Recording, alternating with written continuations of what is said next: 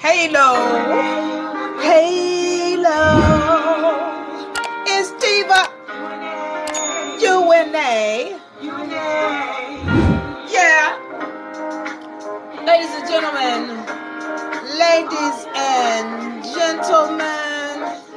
I am yours truly, Diva Lyri, representing the UNA University and UNA Republic. Halo. Who's in my people in YouTube right here?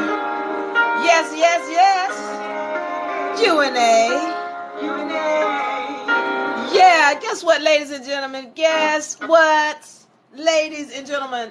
This is UNA beginner law book, all right? In here, once again, all of the laws, UNA, the hierarchy of laws of maxim are in here, vibratory frequency chart. I told you about the laws of maxim, all 300 and some odd, 334 of them. All kind of great information in here. And we also let you know that come with the hierarchy of law chart, which is already in the book as well. A copy of the universal law. I want to make that right side up. And the vibratory frequency chart. All right. So y'all not seeing this well. I don't know what is going on with the light in TikTok or YouTube. All right. But I want y'all to know that the books are in. All right. These are going out this week. So thank you all for your support. Thank you for your love. Thank you for your patience. I am yours truly, Diva Lyri, with UNA University. Now, I also want y'all to know we got a seminar coming up. All right.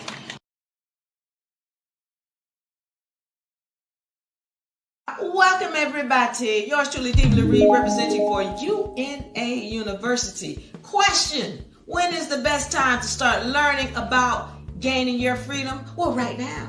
Right now. I'm yours truly, Diva Lyri, representing once again for UNA University, and I'm inviting you to be a part of the UNA University for spring season 2024. All right, we got wonderful sessions coming up. All right, spiritual history. What is spiritual history? We're dealing with what happened not only in this country in history, but we're also dealing with what happened with the people of this country in history. And then we're going into what happened in your history spiritually. We're going to dive into it. Also, we have nation funding. So we went through nation formation, where we created the nation. We also went through nation building, where we learned how to actually build it and put it on record. Now, we're going into funding it. What kind of funding are we talking about? Well, we're going to be dealing with the funding on the federal side, funding on the private side, funding on the spiritual side. All right? So we're getting into it, and we're going to make sure that you have all of the finances you need in order to grow your nation. Now, we're starting on April 15, 2024. What is UNA University about? What is UNA Republic all about? We're here to help you free yourself spiritually, financially, mentally, legally. We're helping you to gain your freedom. All right. So if you want to be a part of the UNA University, I want you to join us April 15, 2024. Find the link in the bio so that you can get enrolled. Find us at unauniversity.com. unauniversity.com. Let's get you enrolled. Let's have that free consultation so that we can get you into the university. You can start learning about gaining your freedom. All right. We want you to start learning about funding your nation. All of this we're going to have and more in the UNA University. And we also have Back to Basics. So you want to join us this spring, April 15, 2024. April 15, 2024. Yours truly, Diva Lyri. See you in class. And bye-bye. Go to UNA University and get enrolled. Go to UNA University and get enrolled. When you go to and you click on that link in the bio, there is a link tree. Now, some of y'all are using Mac products, And Macs be tripping. Your iPhone, your Mac computers, they be tripping when it comes to clicking on those links. So if you have any problems, try a different web browser. But the links, some of y'all are trying to get the book. Actually, we got a gift and from our vendor. So we do have some extras. So you all want to go ahead, if you haven't gotten them, if you haven't gotten your book, the beginner law book, the UNA beginner law book. Okay, so you can find the link in the bio, or you can go to unauniversity.com and get that link. All right, so if you want that physical copy of the book, all right, so I told you all we have the books are in, and this is the physical copy. All right, and the ebook is $19.99. If you want the physical copy, is $29.99 for now, and it's gonna go up. Okay, all right. So now go to unauniversity.com and get that. Let's see who else is in the house. Thank you all for joining. I'm ready to go into it tonight. I'm going into some history, precious photography. Yes. Thank you for joining. Thank you all for liking, sharing. Thank you for following in YouTube. Thank you for following. Let's get into it. What are we talking about today? We're talking history. What you want to know? History. What you want to know? All right. So I'm let me see where I can start, because I just love going into history. And I went into a while back, a couple of sessions ago, I went into the Anunnaki. I really enjoy talking about the Anunnaki because I like to compare the Bible with, some of the left out books, which is the book of Jasher, one of my favorites. Compare the Bible with the ancient scriptures, and then the left out books. It's really it's fun for me. I love this history stuff. So I do want to know what you all want to talk about. So please, Halo Precious Photography, please let me know if there's something in specific or particular dealing with history that you want to discuss. Now, I'm smiling a little bit because I had a light-skinned being, Caucasian, that y'all know of as Caucasian, Albion, who approached me, and he was upset about some of the information that I was giving out about what my research shows about the Albion. So I talked about how the Albion was grafted from the melanated people. And there's this myth out that, Albions came about because they went into some colder climates and they lost their pit. That's not how that works. And science clearly shows what light skin is and where it came about. And the fact that these people, light-skinned people, Albions, come from your melanated people. They are our children, if you will. Melanated, they are children to the melanated people. So you've got, when I speak about that, he was upset. No, we don't. We didn't come like that. And so it's always, when I do these sessions, I have to laugh, and I say to you guys, you're not supposed to believe what I say. Not one word you're not supposed to believe what I say. When I give you the information, go look it up. Instead of knee-jerking or being upset about it because of how it might not sit well with you, just go look it up. Nobody on this channel, not UNA Republic, UNA America, we not here to diss anybody. Y'all are family. We all one. We understand that because that's universal law. It doesn't matter what your skin color is. We know that we are all one. So, but we've got to give out the facts so that we are not repeating our mistakes in the past. Because those who are joining us here, they know that we are ethereal beings, that we've always been here, always will be. All right? We have lived many, many lifetimes, and we're going to live many, many lifetimes after. So we know who we are. So we're not here to diss anybody or disrespect anybody. The whole purpose is to tell the facts so that we can find the truth and not continue to repeat the mistakes that we've repeated over and over again in the past. All right, so y'all, I need y'all to know that. Now, with that being said, if there's something specific that you want me to go into dealing with history, I'd love it. I just talked about how I talked about the Anunnaki and why I really love that story. The last time I was on, I spoke about the Anunnaki. I spoke about why Noah was so preferred by the Anunnaki and why Enki. So let me say this when it comes to the Bible.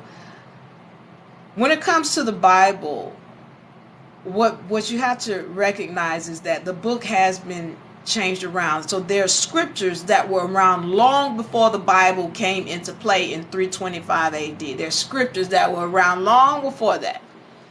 And those scriptures were written by sibyls and oracles. So when you say the Bible is just a canon of those scriptures that were written by women. Now, these weren't no light-skinned women, because at this time, the Albion didn't even exist. These were melanated women.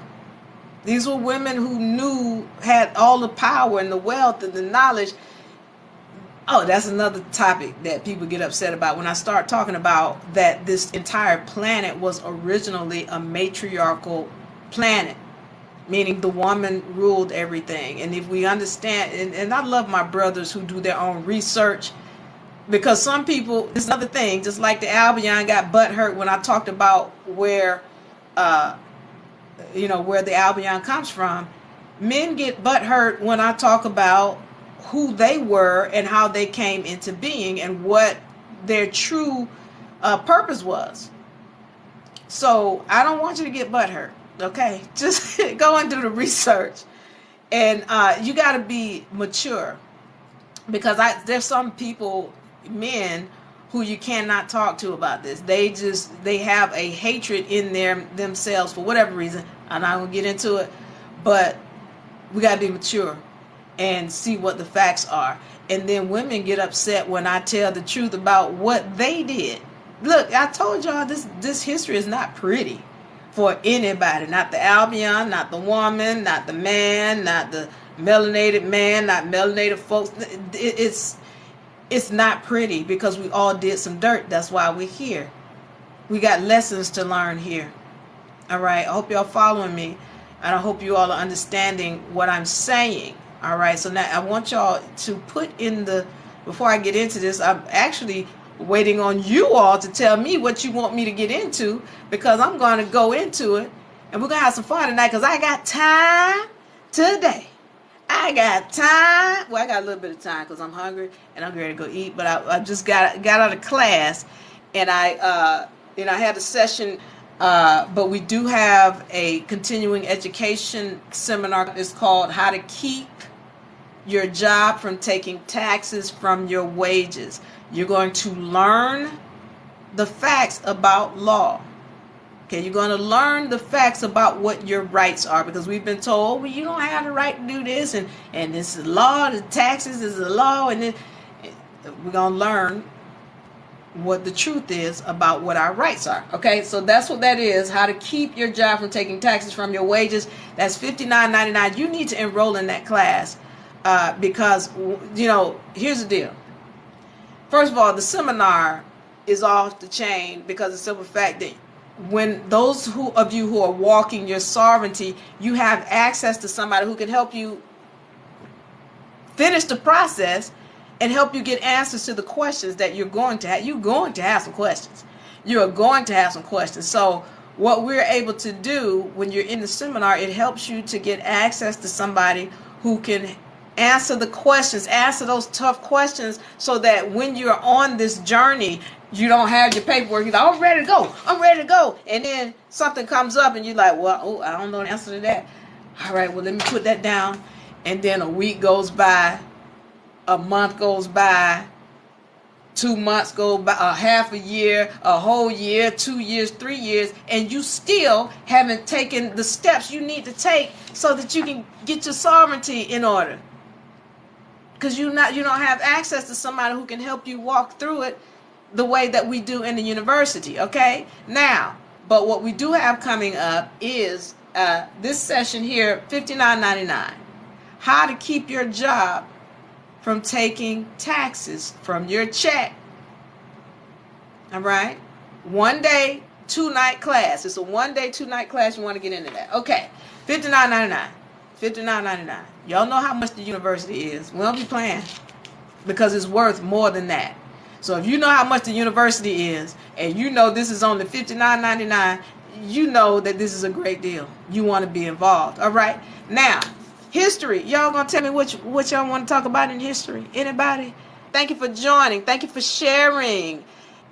Tell me what you want me to talk about concerning history, because I want to go into it. All right. I really do. I want to do something on the Anunnaki, because sovereignty is free. Yes, it is free, but let me say this. Thank you. Who is that? April. Thank you, April. And if you want to come on, I'd love to have this conversation with you. Let me say something to you, April. Nothing is free. Let me be clear on that. Because you think that, oh, it's free. All I got to do is go over here and read this and read that. You don't understand that you just paid attention. You paid attention. Every time you got to spend hours on whatever your research is, you've got to spend time and days on getting it wrapped around your mind and making this knowledge become a part of you. You have paid. See, you think payment only comes with Federal Reserve notes or giving somebody a dollar bill. No, ma'am. The most important payment is your energy. Are you putting out energy to gain this knowledge that you're seeking? You're going to pay. Whether you pay with Federal Reserve notes, or you pay with your hard sweat, blood, and tears, or you pay attention. Or you pay attention. You're going to pay. Nothing is free. Nothing is free. So if somebody tells you, you go to school and let's say you get a scholarship and you didn't pay, let me tell you something. Even if you get a scholarship, you're going to give somebody a Social Security number. You're going to give them a Social Security number. Right there you have paid, because there's an estate that they're going to tap into and get those funds from your Social Security number. But let's say you don't even give them a Social Security number. If you go to that school, you've got to sit down and apply yourself. You've got to pay attention in class. Otherwise, you're not going to get the degree. You got to pay. Nothing is free. Nothing. So I hope y'all understand this. Thank you, April, for your comment. But nothing is free. Nothing. Even if you get something from somebody and you didn't have to pay Federal Reserve notes, you didn't just get it by happenstance. You paid out some energy. See, a lot of people don't understand when things come to you, that's an energy. That's an energy. You don't get people doing kind things for you unless you did kind things for somebody else. You paid for it. You pay. You know how you hear people say, I'm going to pay it down, I'm going to pay it forward, I'm going to pay it on down the line. What that means is when I do a good deed now, I know that in the future, I'm going to get a good deed done for me. I'm paying it forward. You're going to pay. So if somebody gives you something today, it's not just because, it's just happenstance. They just gave me something just because. No, they gave it to you because you put out an energy to deserve it. Otherwise, the universe is not going to allow you to have it. If you didn't put out an energy to deserve it, the universe is not going to allow you to have it. That's how the law works. So for those of you all who don't know, we're talking about law. That's what we deal with here. UNA University, we deal in law. All laws, universal laws, natural law, maxims of law. We deal in treaties, constitutions, federal codes. We deal in law. All right. And once again, if y'all have any I want to know if you want me to go into some history. All right. So I was talking about, before somebody put that nice message up about how free things are when there's nothing that is free. I was going into the Anunnaki. All right. And before I go into the Anunnaki, because I want to get back on this comment somebody made in the comment section about everything being free. Let me say this too. Now, you can get this information on your own. And again, I go back to how I have people who have come into the university and they've been at this game for 5 and 10 years and still haven't done the basic thing they need to do to protect themselves when it comes to walking in this matrix. And that is because, again, if you don't have somebody there to help you and guide you, your path is going to take more time. Yeah, you don't pay Federal Reserve notes for it, but you're going to pay a lot of time. You're going to pay some years. So what we do at the university is we help to shorten that time. We want to make sure we're there for you so that when you have questions, when you need answers, then we can give it to you. Now, the other thing that I get, which is unfortunate, I know we're seeking our freedom or what have you, and some people think that you're supposed to get this for free. Now, the sad part about it is you all paid to be in bondage. You paid somebody a lot of money to put you in bondage. When you paid to go to college, or some of y'all paid, your parents paid for private school, you paid to be in bondage. And now when you want to get free, you think that's supposed to be free. That's unfortunate. That's unfortunate. Because of the simple fact that, once again, you're going to pay for everything. Whether you're paying attention, or you're paying with blood, sweat, and tears, or you are simply paying with Federal Reserve notes, you're going to pay. It doesn't matter if you on this macroscopic level rather, or this level or microscopic level. All entities pay. All entities pay to get things done. I'm laughing because some people are not aware that in every cell in your body, there is a government working just like what you see in this third dimension world. In every cell in your body, every cell, the same thing you see going on out here in this third dimension, it's going on in every cell in your body. You know, you've heard the term, as is within, so is without. What you see out here is going on within. So get this understanding. Every entity in your cell, they're working like this system. And trust me, they pay to ATP to mitochondria. If y'all don't know mitochondria, I encourage you to look that up. I'm not going into unless y'all want me to go into mitochondria, I'll go into it because I love talking about the mitochondria, and I just might do it because I'm feeling it right now. So when you understand how the mitochondria works, that is the one who creates ATP, adenosine triphosphate. Don't nothing move on this planet without ATP. And anybody within your cells, when I say body, any beings, these beings within your cells that are working, if they want to do something, they got to pay somebody ATP to get it done. So trust me, you're going to pay. And you don't pay me, you're going to pay some kind of way. So get that in your mind. Some don't, some have it, some don't. So thank you, Jerry. Jerry says, preach that power. Some have it, some don't. Yes, some don't have the power because they don't know how to tap into this. This is where the power is right here. This is where the money is. And some people don't tap into it because they believe that everything is supposed to be free. Because they have a mindset of, this is scarcity. We don't have it. I can't get it. It's not going to happen. It's too far. It's too beyond my means. When you start believing like that, and when you're saying things like that, then you're creating a law. I told you we deal in law. Every time you open your mouth, you're creating a law. Every time you write anything down, you're creating a law. As a matter of fact, anytime you think something, you are creating a law. So then one of the things that we deal with in UNA is getting your manifesting powers up. What are you manifesting?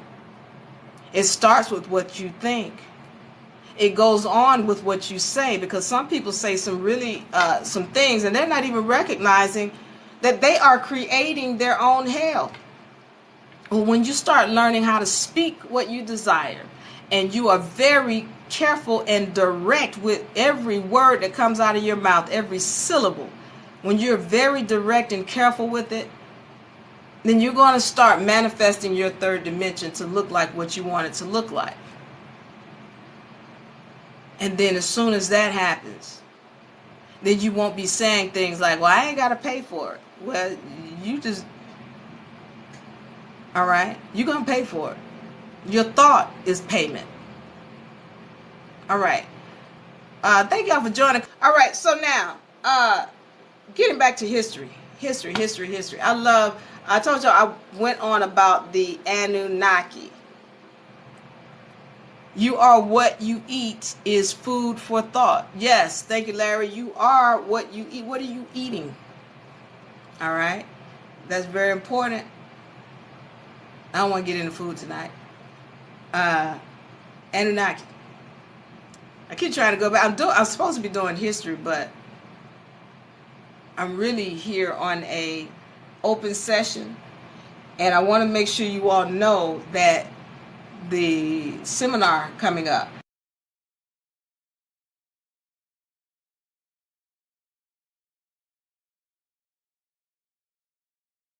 Welcome everybody. Yours truly, Diva Lyri, representing for UNA University. Question: when is the best time to start learning about gaining your freedom? Well, right now. Right now. I'm yours truly, Diva Lyri, representing once again for UNA University, and I'm inviting you to be a part of the UNA University for spring season 2024. Right, we got wonderful sessions coming up. All right, spiritual history. What is spiritual history? We're dealing with what happened not only in this country in history, but we're also dealing with what happened with the people of this country in history. And then we're going into what happened in your history spiritually. We're going to dive into it.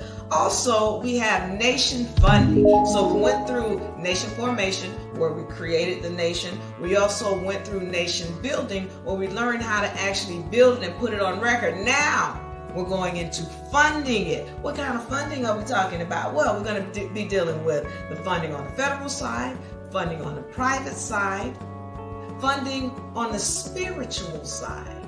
All right? So we're getting into it, and we're going to make sure that you have all of the finances you need in order to grow your nation. Now, we're starting on April 15, 2024. What is UNA University about? What is UNA Republic all about? We're here to help you free yourself spiritually, financially, mentally, legally. We're helping you to gain your freedom. All right, so if you want to be a part of the UNA University, I want you to join us April 15, 2024. Find the link in the bio so that you can get enrolled.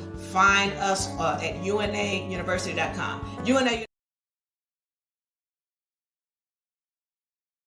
If you weren't able to get into the university this season, I encourage you to join that seminar. It is only $69.99. $69.99. Lauren says, can you go in on about the big head scientists? I'm drinking beer. All right, Ronnie. You know there's spirits in that beer. Mineral spirits. And some of them are not that kind, but thank you. Lawrence says going in on the big head scientists. Okay, so let's go in on the big head scientist. Who is the big head scientist? Yakub is what his name was known to be. Now, some people will equate or say that Jacob and Jacob are the same. All right, because Jacob, if you would look in the Bible, was he had sheep. He was a shepherd, and Jacob would find a way to manipulate the genes within his sheep, whereby he'd say, okay, this one's got white fur and those got brown or black fur, and I'm trying to get a more sheep with white fur. He found a way to manipulate the genes, and this is one of the things that Jacob, the big head scientist, is known for doing. They say Jacob is the one that created the light-skinned being. Okay, and it's funny when we're talking about Jacob, there's a book, I don't know if you've heard of it, Black Root Science, and he talks about how Jacob is the inventor of the light-skinned people, and in it there's a the term Yahweh comes from Yababoihu or something to that effect, Yababoihu, and because the light-skinned people couldn't pronounce that name, it was reduced to Yahweh. So I'm just going over some things, and I thank you for bringing this topic up. So anyway, Jacob, the big head scientist, again, is the one who's accredited with creating your light-skinned race, or your so-called white people, but they're not white, but they're Albions is what I'll call them. All right, so I'm going to go into the story of Jacob and why this came about. Jacob supposedly was very, very intelligent. He had a really big head. I don't know if y'all have ever seen babies with a big head. They tend to be really intelligent. Jacob was one of those babies. He had a big head. And there was an issue between him, and some kind of way he felt like he was left out of the family, and he had this issue with his family. All right, this is what the story is saying. He had issues with his family. He was like, oh, y'all left me out. Y'all don't show me no love. I don't love y'all either. And then he wanted to create a lighter skinned race, according to this story. So Jacob set out to find a way to manipulate, because and listen, there's an equation, there's some kind of way, an equation of Jacob with the Anunnaki as well, because the Anunnaki were very good at manipulating genes and gene splicing and all that. That's what they did. That's how they created the human vessel, according to the ancient scripture. All right, but getting back to it, Jacob had some of this knowledge and this intelligence, and he wanted to create a lighter skinned race. Now, when he was doing this, according to the story that I know, Jacob was causing an issue with the so-called government, and they wanted him to stop doing this. They wanted him to not be manipulating folks' genes and all that. So Jacob kept going on and doing what he was doing, but he finally made some kind of deal where he said, okay, well, look, I'm gonna take my people, and we're gonna get on the boat, and we're gonna go on the boat and do what we do. And on this boat is when he got more into creating these lighter skinned races by a grafting process, whereby he'd find a way to suppress the melanin, or the carbon in the cell, which would cause the being to be light skinned. Now, one of the things about this gene splicing that I'm going to go into with the Anunnaki, most of us know that the original beings on the planet had melanin or carbon. They were carbonated beings. And one of the things about these Anunnaki, or these other beings that created supposedly the human vessel, is that once they created a human vessel, they could not splice it with other animals. these beings that came to this planet, wherever they came from, however they got here, all right,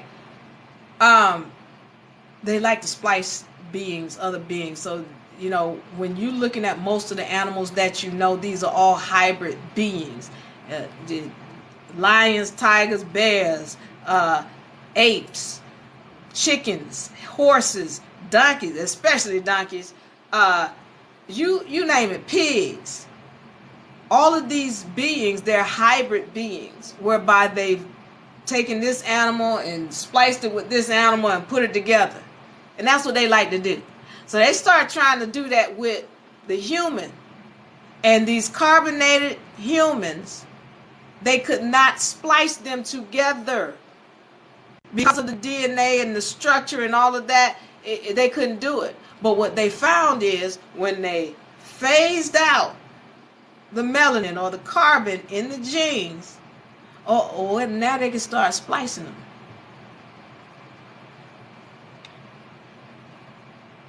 Hold on for 1 second. Right? He was up in the Caucasus Mountains. That's where you going. What are you talking about, Lawrence? Who was in the Caucasus Mountains? All right, pen and paper. I'm writing it down. All right. Right, that's where I heard. What is it that you heard, Lawrence? And I see Lawrence is following. All right, Lawrence, what did you hear? So I can make sure we're on the same page.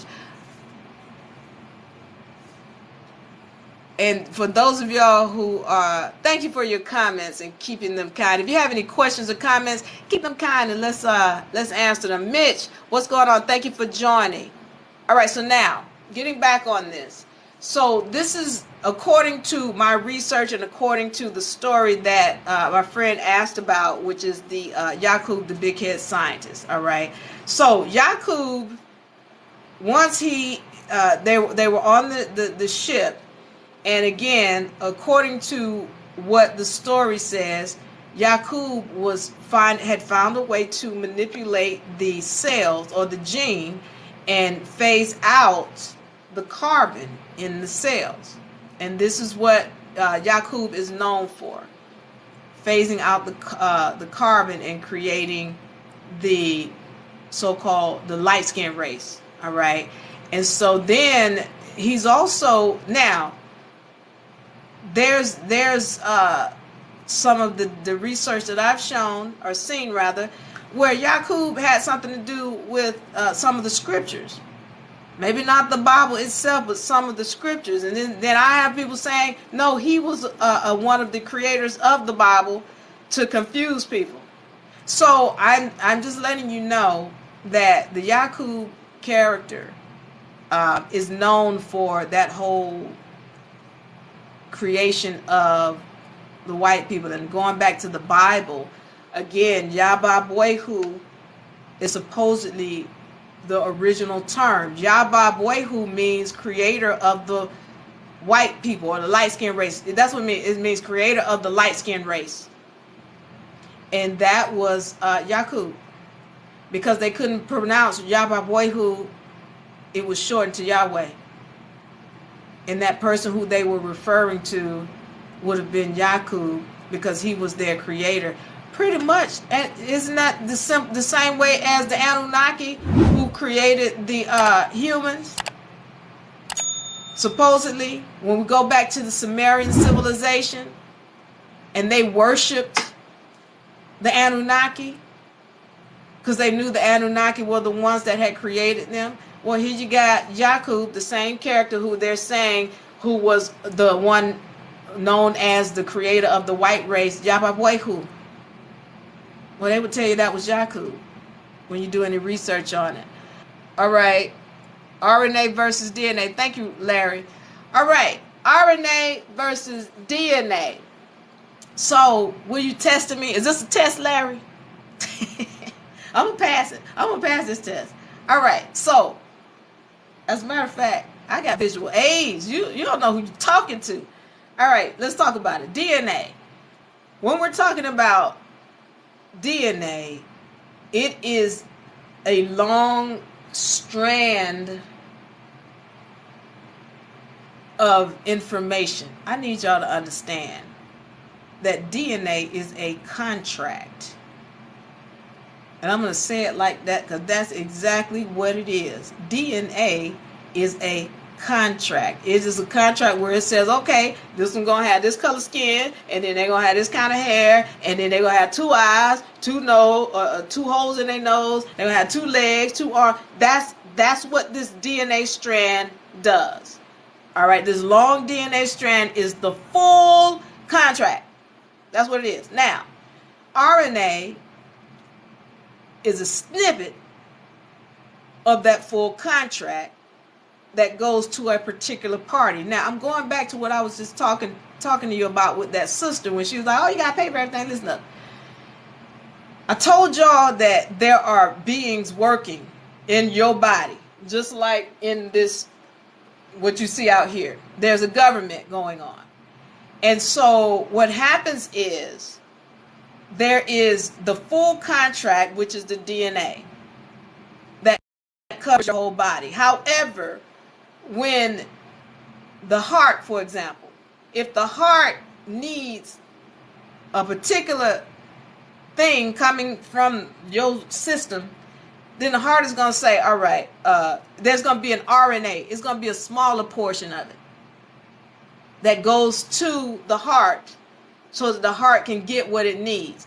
There's going to be another RNA that's going to go to the toe so the toe can get what it needs. There's going to be another RNA that's going to go to your brain so your brain can get what it needs. So there's the full contract, but there are sections of it that go to different parts of your body so that the people, the beings that are doing the work for your heart, for your brain, for your toe, for your elbow, they get different pieces of that long contract. That's like what you would say is RNA.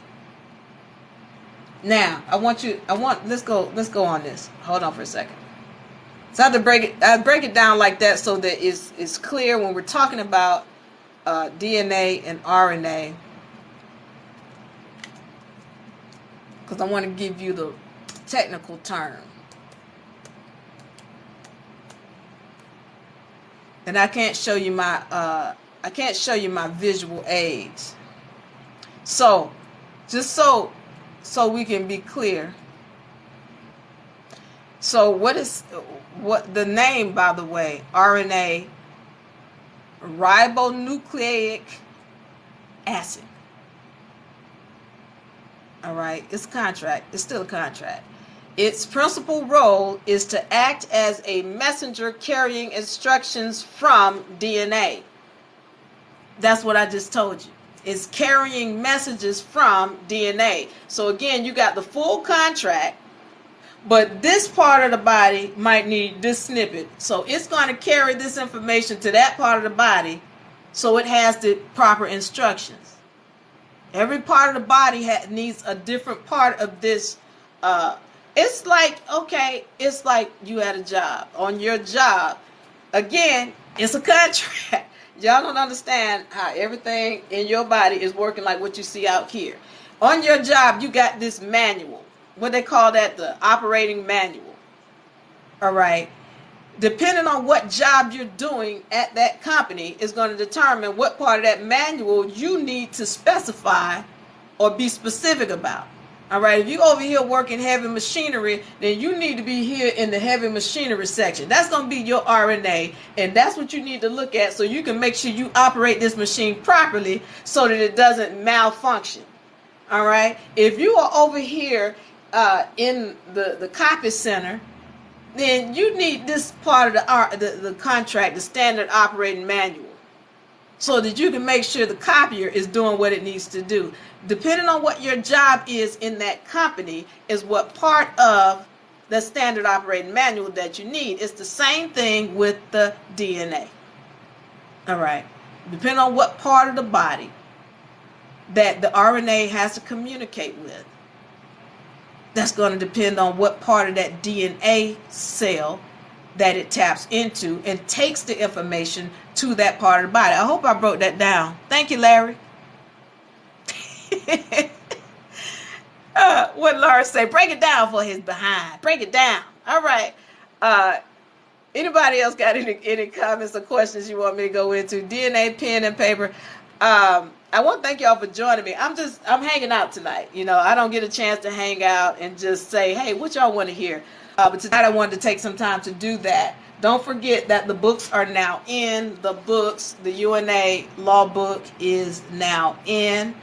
And I thank you all who have bought the book. I think we have a few more left because we are almost out. Okay, so if you buy them and we run out, we're going to have them on back order. But these are going out this week. And once again, these have, you can get the physical book. You can also get the ebook as well. All right, the ebook is $19.99. This physical book is $29.99. All right, when you go through it, you'll see the hierarchy of laws, the universal law, the maxims of law. Very powerful book this is. All right. You're going to see the vibratory frequency chart is in here. We're dealing with contract writing in here and why it's so important. You're going to get a copy of the hierarchy of laws. All right, this is a laminated copy. It's already in the book, but we want you to have a laminated copy so you can put it up. You're going to get a copy of the universal laws. It's a laminated copy so you can put it up. You're also going to get a laminated copy of the vibratory frequency chart. All right. So we want you to have this. So please, if you want one, go to unauniversity.com and go ahead and get that so that we can get those out to you this week. Larry says, keep your frequency high. That's right. Keep the frequency high. And I thank y'all for asking me questions. I really enjoyed talking about the big head scientists. Is there anything else y'all want me to go into concerning history or ancient scripture or molecular structure? Because you got me talking about DNA versus RNA. Like, I know what I'm talking about because I studied this stuff. So I would love to go into that. That's the frequency is high. I'm happy today. Good. I'm glad you're happy. You're making me happy because you're happy. So if y'all want, is there anything else y'all want me to get into? Because I really enjoyed talking about the DNA. You know, I need to do a session on, and I have done sessions before about the molecular structure of men and women and why there's that difference. You know, people get upset with me though when I go into that one because some of y'all brothers not ready for what what I have to tell you, but I want you to know I love you. But I have to break it down about who we are on a molecular structure. What is the Y chromosome? What is the X chromosome? How do they come about? When I start talking about the sperm, you know, some of y'all get upset when I tell you that there's no such thing as a male sperm. Oh, y'all get mad. Larry says, hit me with it. I ain't scared. Okay, I'm going to do this one real quick. I'm going to do this one. All right. Spermatogenesis and oogenesis. All right. These are what happens in the male and the female when they get excited. All right. When they get sexually aroused. Spermatogenesis is where there's creation of the sperm. So we break it down. Spermatogenesis. Genesis means creation. O means of. Sperma or spermat. We're talking about sperm. Semen. All right. Creation of semen. Oogenesis or oogenesis. Oogenesis. Genesis. Creation of the ovum. Creation of the ovum. All right. So what's going on when we're talking about oogenesis or spermatogenesis is that there is a creation of these things. So what happens? I really love going into this too. I love talking about the molecular structure. Women, in your ovaries, there are these things that they were fighting over called stem cells or ovaries, ovums inside of your ovaries. These are stem cells. Why are they fighting over them? Because these ovums inside of your ovaries can be anything you want them to be. They can be another toe. They could be another tooth. They could be another arm. They could be a whole nother you when you know how to control that. These ovums inside of your ovaries are stem cells, and they are highly powerful. They have 92 chromosomes inside of them. 92. You don't have, but what they tell you, you got 36, what was it, 20 something coming from your mother, 23 from your mother, and 23 from your father. What is that, 46? These right here, they got 92. They don't tell you that. These are giants. These are sleeping giants inside of you. All right. I need y'all to understand, brothers. You also have ovaries. You have ovaries. And you got the same ovums inside of them that the woman has inside of her. Why? Because you are of the feminine. Uh-oh. Some of these brothers gonna get mad at me. You was originally a girl. Am I lying? No, I'm not. You came from the feminine. And so what happened is that inside of, when you became a male, your insides dropped out. I'm not going into why, but I'm letting you know your ovaries had to drop out, otherwise you're going to be sterile. And your vagina dropped out. They call that a penis. This is an inside out vagina. Your scrotum are just ovaries that are sitting outside of your vessel. All right. So in understanding that, again, I'm just telling you about what, when I just mentioned that there are no male sperm, because you got to understand that you came from the feminine, and you really are just the feminine inside out. All right. Now, with the eggs that are inside of your ovaries, getting back to spermatogenesis, what's happening is that, y'all look up this term, why am I drawing a blank on it? There's a term that I'm going to tell you what it is in a few minutes, but it's where the sperm are separating. I mean, the egg is separating. It's the same thing that goes on. The same thing that goes on in a woman is the same thing that goes on in a male. All right. So what happens is these ovums, once the male gets excited, these ovums start to separate. Spermatogenesis, oogenesis, they do the same thing. Now, what I need you to understand is all of these eggs have the X chromosome. Everything has all X's. Your sperm, her ovaries, they all got X's. All right. And what happens is when they start to divide, I'm drawing a blank on the term. Why? It's because it's, but there's a term, because it's a simple word. We use it all the time. There's two of them.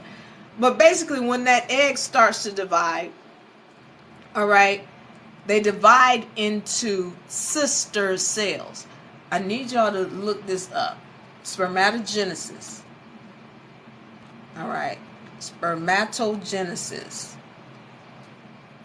And the term is going to come to me. I use it all the time, but today I want to draw a blank on it. All right.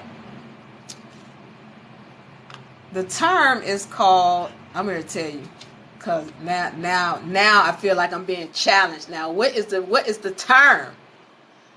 I use it all the time. It's called meiosis. Thank you. Meiosis and mitosis. That's the word. All right. So now, I need y'all to get this. Y'all know mitosis is when the cells divide. So this cell and this cell divides into two. So there'll be this one cell, and then it'll divide into two. Now it's this cell. That's called mitosis. Mitosis. That's the natural division. Mitosis, where you got one cell, and then it divides, and then it becomes two cells. That's mitosis. Meiosis is different in that you got this one cell that has 92 chromosomes in it, and then it divides into two sister cells. It doesn't matter if we're talking about spermatogenesis or oogenesis, they both are sister cells. Now, why are we talking about sperm that divide into two and they called sister? Why they not called brother? Why they not called uncle? No, they called sister because they are both feminine. Feminine. All right? So when we're talking about mitosis, what's the difference once again between mitosis and meiosis? All right, mitosis is once again where there is a multiplication of the cell. So you got this big cell once again, and when it wants to divide, it multiplies. It multiplies whatever the content is within here, and then it pinches off and they separate. That's what we call mitosis, when they multiply. Whereas when we're talking about meiosis, that's when these stem cells in here, they've been, and see, I'm not even going to talk about what man has been doing to Mother Nature. I'm not going into it right now, but I'm letting you know that meiosis is considered an unnatural process, whereby you got these big giants inside of you, and they got 92 chromosomes. They don't multiply. What they do is they divide. They divide. Whereby you got 92 chromosomes, it's going to break into half of that. Half of 92 is what? Somebody, say it out loud. 40. What is it? Or is it 96? 96 or 98 chromosomes. Any rate, whatever it is, it's got 90-some chromosomes in it. And it divides into two. And then this big sister cell gets half. And then this other big sister cell gets half, and it doesn't matter if you're talking about spermatogenesis or oogenesis, both of them are called sister cells. Okay. Well, so what then when they call sister cells? That don't mean that they are, okay, hold on. I'm going to go to the next phase. Because once they divide into two, and they got 40-something chromosomes in them, then each one of these are going to divide again into two. So now you got 4 different entities. Now you got 4 different entities. And guess what these 4 different entities are called? Somebody guess. Put it in the comment box. If y'all looked it up already, you know what they are. Go ahead, put it in the comment box. What are these 4 different ones called? What are they called? Because these are sisters. These are sisters up here. What are these 4 down here called? Because now these 4 have 23 chromosomes. Whereas the sister cells have, 46 chromosomes? And then this mother, do y'all know what the main cell is called? It's called a mother cell. It ain't called a daddy cell. It's not called a father cell. It's called a mother cell. Why? Because it has all X's. It's a feminine.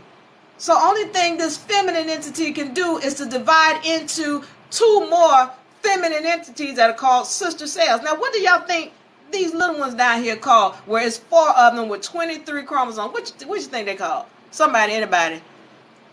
They call, anybody?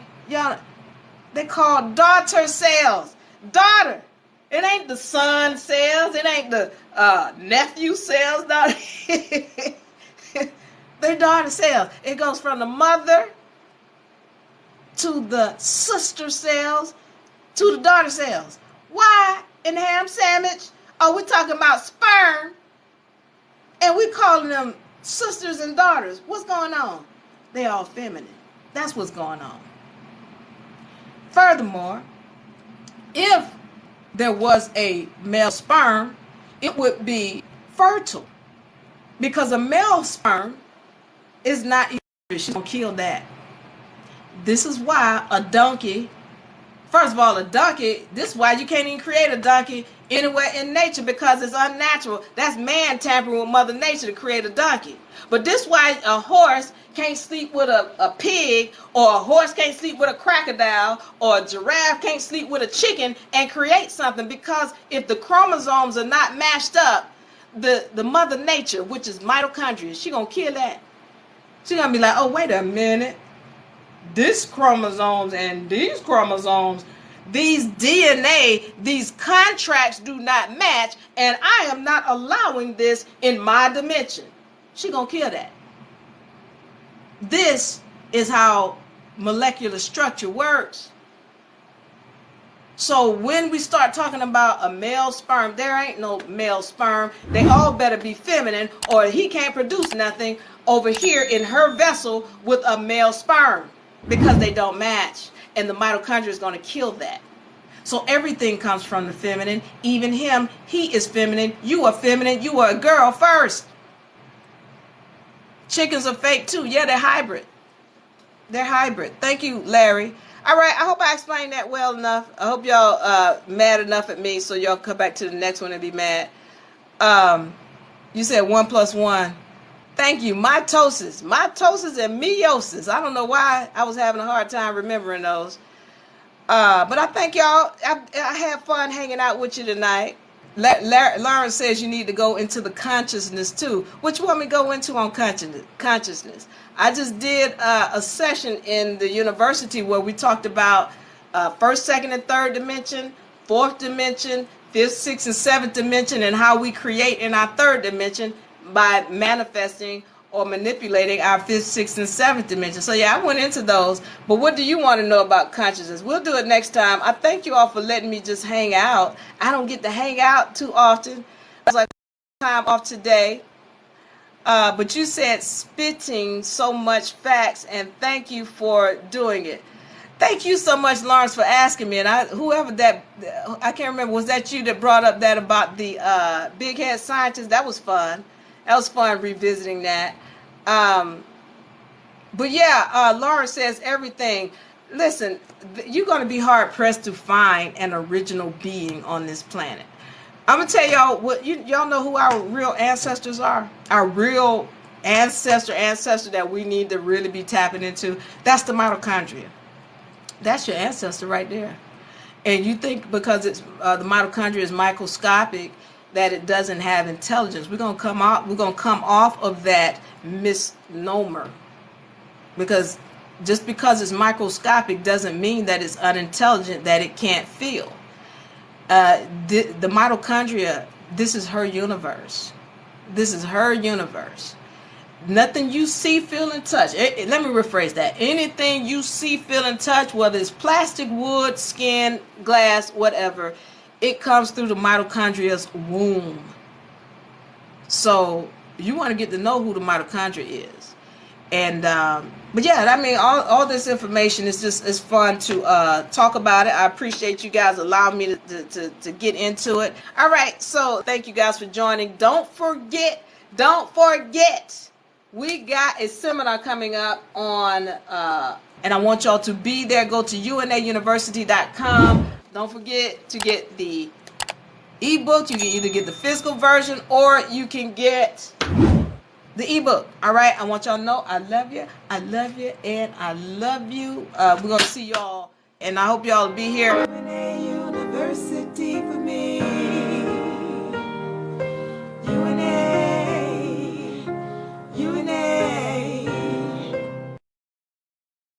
University for me.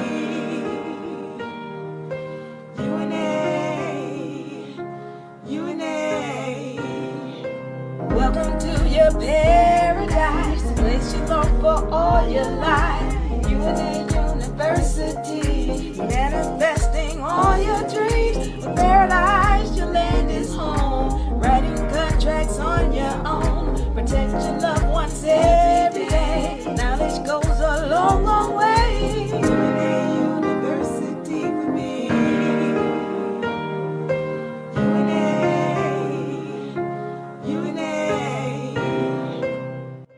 UNA University for me.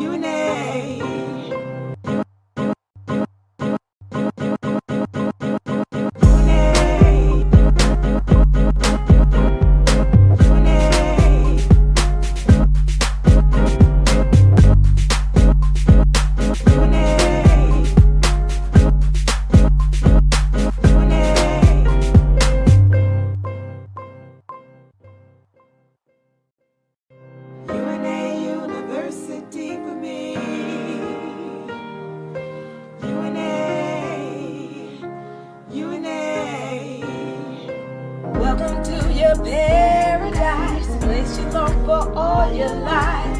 UNA University, manifesting all your dreams. With paradise, your land is home. Writing contracts on your own. Protect your loved ones every day. Knowledge goes a long, long way. UNA University for me. UNA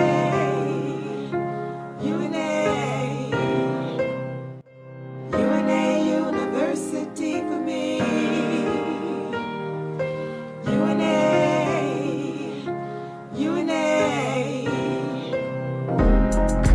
Paradise all your life. University all your dreams. Land is home on your own. Every day, long, long way. UNA University for me.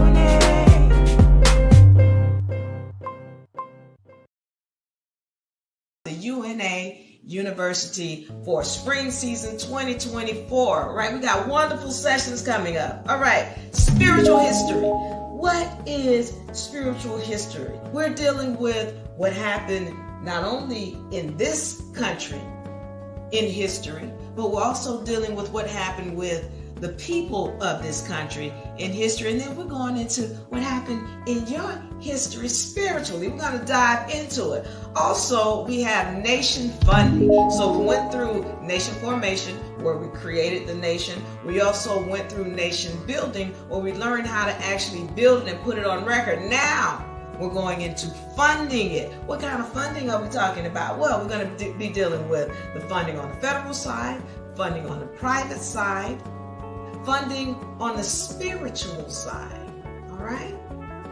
So we're getting into it, and we're going to make sure that you have all of the finances you need in order to grow your nation. Now, we're starting on April 15, 2024. What is UNA University about? What is UNA Republic all about? We're here to help you free yourself spiritually, financially, mentally, legally. We're helping you to gain your freedom. All right, so if you want to be a part of the UNA University, I want you to join us April 15, 2024. Find the link in the bio so that you can get enrolled. Find us at unauniversity.com. unauniversity.com. Let's get you enrolled. Let's have that free consultation so that we can get you into the university. You can start learning about gaining your freedom. All right, we want you to start learning about funding your nation. All of this we're going to have and more in the UNA University. All right, so if you want to be a part of the UNA University, I want you to join us April 15, 2024. Find the link in the bio so that you can get enrolled. Find us at unauniversity.com.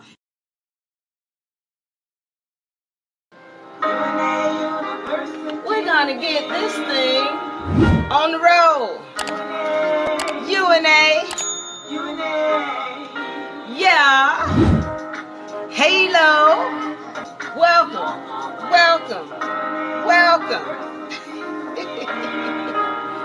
Yes. UNA. Yeah. All right, listen. We got a session today.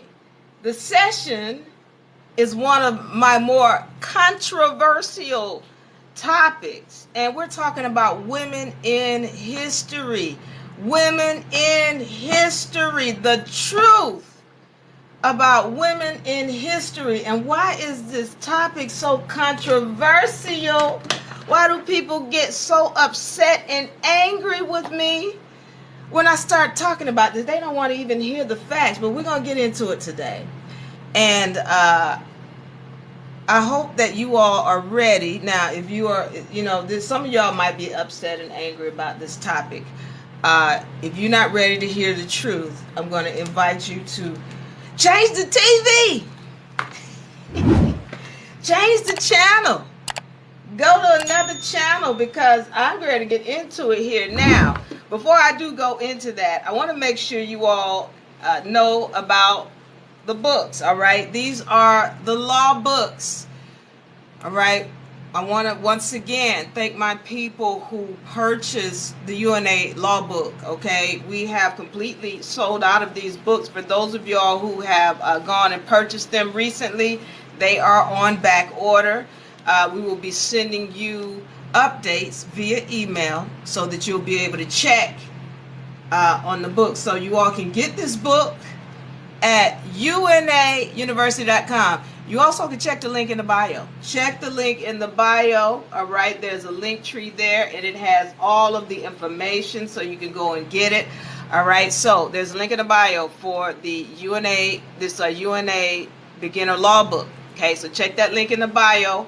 The ebook is $19.99, okay? Ebook is $19.99. The physical book is $39.99, and it does come with the hierarchy of law chart, all right? It comes with the universal law chart, and they're both laminated, and also laminated is the vibratory frequency chart, okay? They are all in this book. They're very powerful laws and powerful information. So you've got the universal laws in here. You got the hierarchy of laws in here. You've got the maxims of law in here, all 300 and something of them. And as I told you all and tell you all often, if I'm going into a court where I'm suing somebody, I'm taking the laws in this book, okay? There is a vibratory frequency chart is in here as well, and all other kind of information. We deal with contract, the importance of understanding what a contract is, all right? But all of those are in here, but we give you the laminated copies. Why? Because we want you to put them up. Put them up on your walls, put them up on your refrigerator, put them up on your mirrors. We want you to have these around. We want them to be staring at you so you can get these laws inside the system. Now, also, I want to make sure you all know how to keep your job from taking taxes from your wages. That seminar. If you want to enroll for that, please go and enroll right now. Right now. You can check the link in the bio. It's the top link. Okay, or you can go to unauniversity.com. unauniversity.com. Thank you so much for sharing. Thank you for joining. Who else is in the house? All right, so let's get into this. All right. Dealing with women in history, the truth. Women in history. Now, I said earlier that I get a lot of angry people, women and men, when I start talking about this information. And so if you're here on this session, please take notes. Please take notes. Now, I can only do so much on TikTok and YouTube. I don't have my visual aid set up here. So you're going to have to take notes. And I'm going to go through this and give you some information, and then you can go and look it up for yourself. All right? Now, let's go through this. Women in history, the truth. Now, one of the really, how do you say, inflammatory, I don't know if inflammatory is the word, but people get so upset when I say that women used to own everything. This whole planet was a matriarchal planet. Matriarchal, meaning that it was ruled by women. All right? The planet was originally a matriarchal planet. It was ruled by women. Now, how you know, Diva? What you talking about? That don't even make no sense. How women owned all of the land, all of the wealth, all of the knowledge, all of the riches. And when somebody says, when was that? We're talking about long before, and as a matter of fact, let me say this. We're talking about in definitely BC. But even in the AD, meaning, and for those of y'all who not understanding what I'm saying, we're talking about the time frame. When you hear BC, people are talking about quote unquote before Christ. And when you hear AD, that's after the change of that period there. Now, going into the AD, even when you go back into the 1400s, there's evidence that it was the woman that was ruling everything. And I want you to look up the term matriarchal or matriarchy. All right? Matriarchy. What does that mean? Ma. It means ma. That MA stands for mother. All right? And then when you're talking about patriarchy, the PA stands for father or paternal. MA is ma for mother, and the PA stands for paternal or father. Now, why are those two terms even in existence? This is one of the things people are not recognizing. Well, it's in existence because it existed at one point where there wasn't a patriarchy, it was a matriarchy, but when the male took the woman over. And see, I go into this because when you understand universal laws and you understand energies, you can see what happened in the past. You can see it. But I don't have time to go into that right now. I'm just going to give you information that you can go and look up, and then you can find the clues for yourself. But there was a time when women ruled everything, and she lost her power. She lost her knowledge. And why did she lose it? Well, she was taken over by the male. But let's understand something. She was taken over because she was doing dirt to the male. I need y'all to understand this. When there is a universal law, and it talks about how there are no victims. How there are no victims. And this includes melanated people. This includes children that might be going through whatever they're going through. This includes the woman that's getting beat up in her household. This also includes women in general when we look at where the woman is in this society as almost a second-class citizen. All right? So we've got to understand that where she is not where she was. The same way when we look at melanated people and they trying to tell us melanated people were slaves, and then we go back and do history and we recognize, no, melanated people ruled everything. The melanated people were the kings and the queens. The melanated people were the original royalty. Well, why are they so low now and everybody's trying to act like they came from some slaves when they're not even recognizing the fact that the original melanated people on the planet, or the original royalty rather on the planet, all of them, I don't care if you're talking about England or Dutch or what, Spaniards, all royalty on this planet originally was melanated people. But why is it that that's not recognized? Because that's part of history that's been hidden, the same way a part of history has been hidden about women and who they really were. So let me go back and say this, and I know it's going to upset some people, but please go do some homework on the information that I'm about to present. Women originally ruled this planet. This was originally a matriarchal society. And we can see this. I'm going back to this question because somebody said, when was this? Let's go to the 1400s. Christopher Columbus, before he even sailed over to close to the Americas or wherever he sailed. If you look at the Iroquois Confederacy, all right, the Iroquois Confederacy is now we know of it as a document. But in this document, by the way, is what was the Constitution was derived from. The Constitution of the United States of America, the organic Constitution, and anything coming after that, was derived from the Iroquois Confederacy. Look that up. The Iroquois, I don't even want to spell it. Look it up.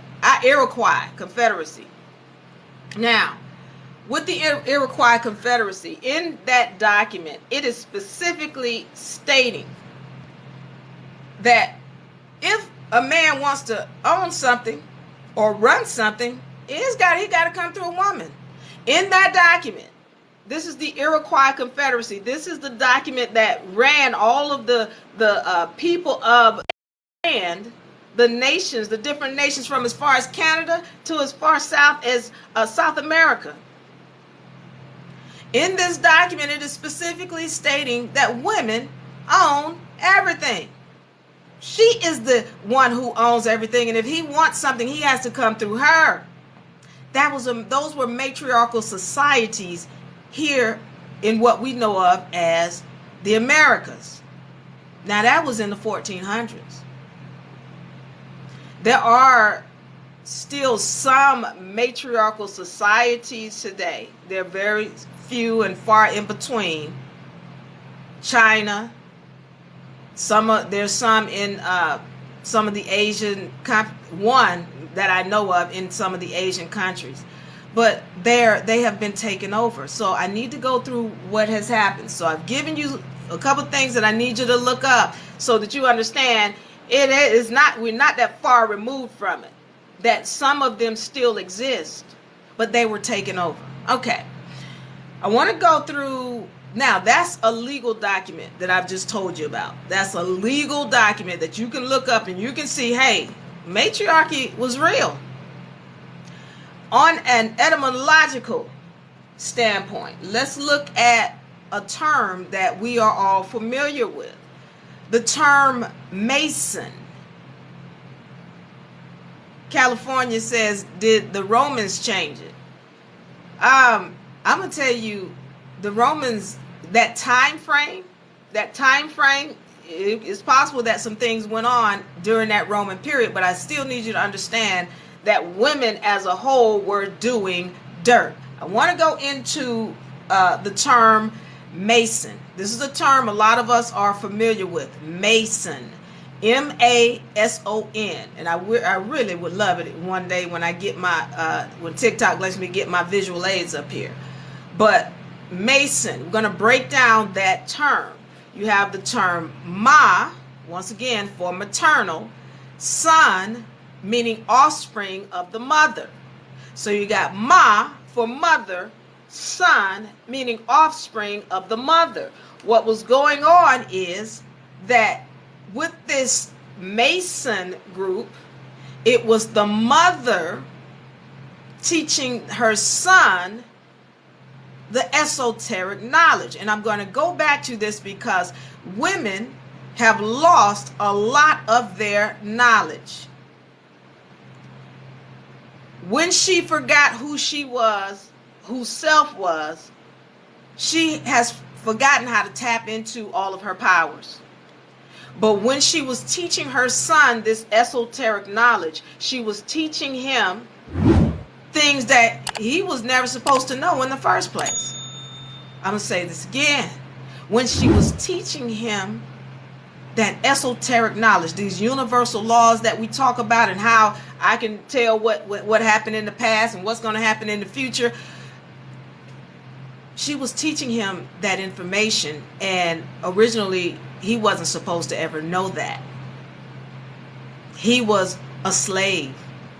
He was someone who wasn't supposed to have knowledge. He wasn't supposed to have longevity of life. Now, I'm going to go into some things so I can break this down. And I got time today. I'm taking a little bit of time today because I wanted to make sure that I can go through this, because I know it's going to upset people. People hear a little snippet and they go, oh, that ain't true. Yeah, but then they don't hear the full information, and they don't go and do their research. All right, so we're here at this point where we're saying Mason, where the woman was now teaching the son all of the esoteric knowledge. Let me go through what the Bible is, because I need y'all to understand something. All right, I talked about BC and AD. BC, before Christ, AD meaning Anno Domini, or after the birth of Christ. All right, so the Bible was created in the AD, 325 AD. Now, I need y'all to understand that the scriptures in the Bible have been around way before AD came about. The scriptures in the Bible are so old, they don't know how old. They can't even date them because they're much older than the Bible. The Bible came in AD, the scriptures came in BC.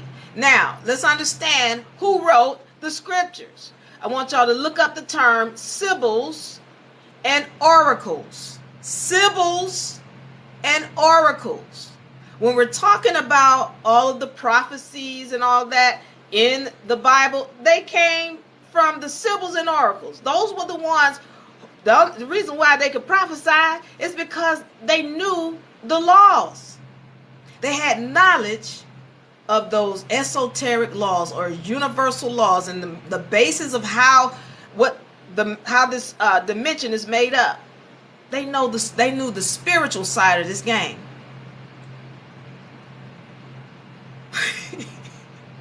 I'm laughing at 6'10", big stretch. AD doesn't stand for after the death, but I'm laughing because I remember that was said when I was in elementary school when the terms AD and BC were introduced. But it means Anno Domini, but work with that if that works for you. Any rate, going back, BC, before Christ, AD, Anno Domini, and what had happened is we got this Bible over here that was created from the scriptures that came from the women, sibyls and oracles who were writing them and writing those prophecies in them.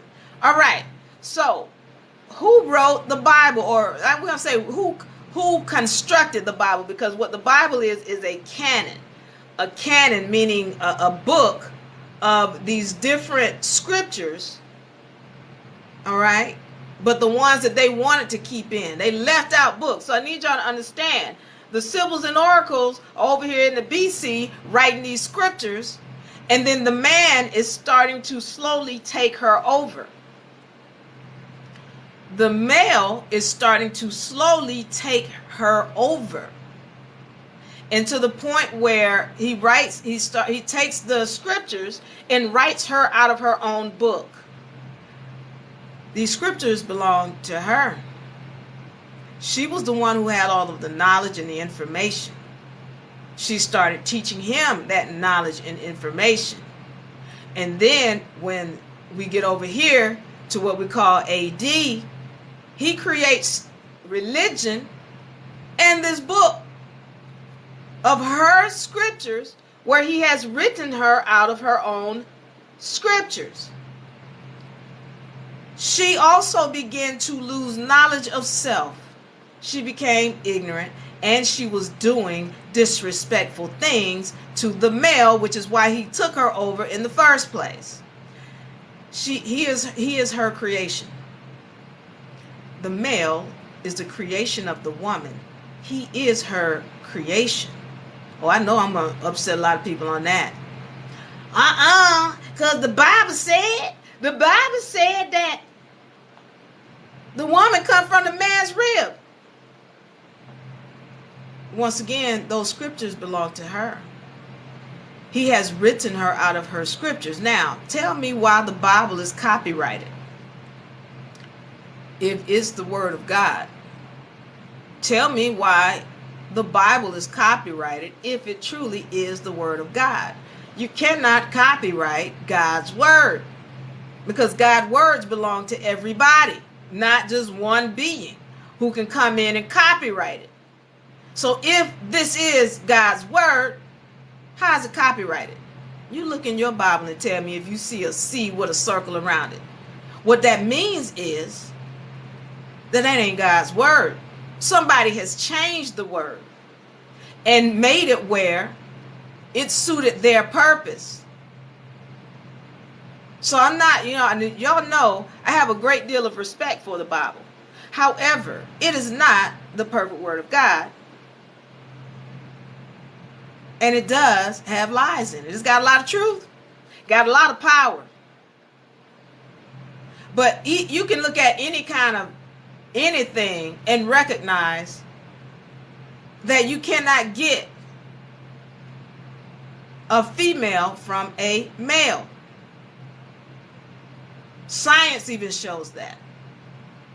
If you even, and I'm going to get into the molecular side of this game, but y'all just, once again, go do your homework and find out which comes first, an X chromosome or a Y chromosome. Just look it up.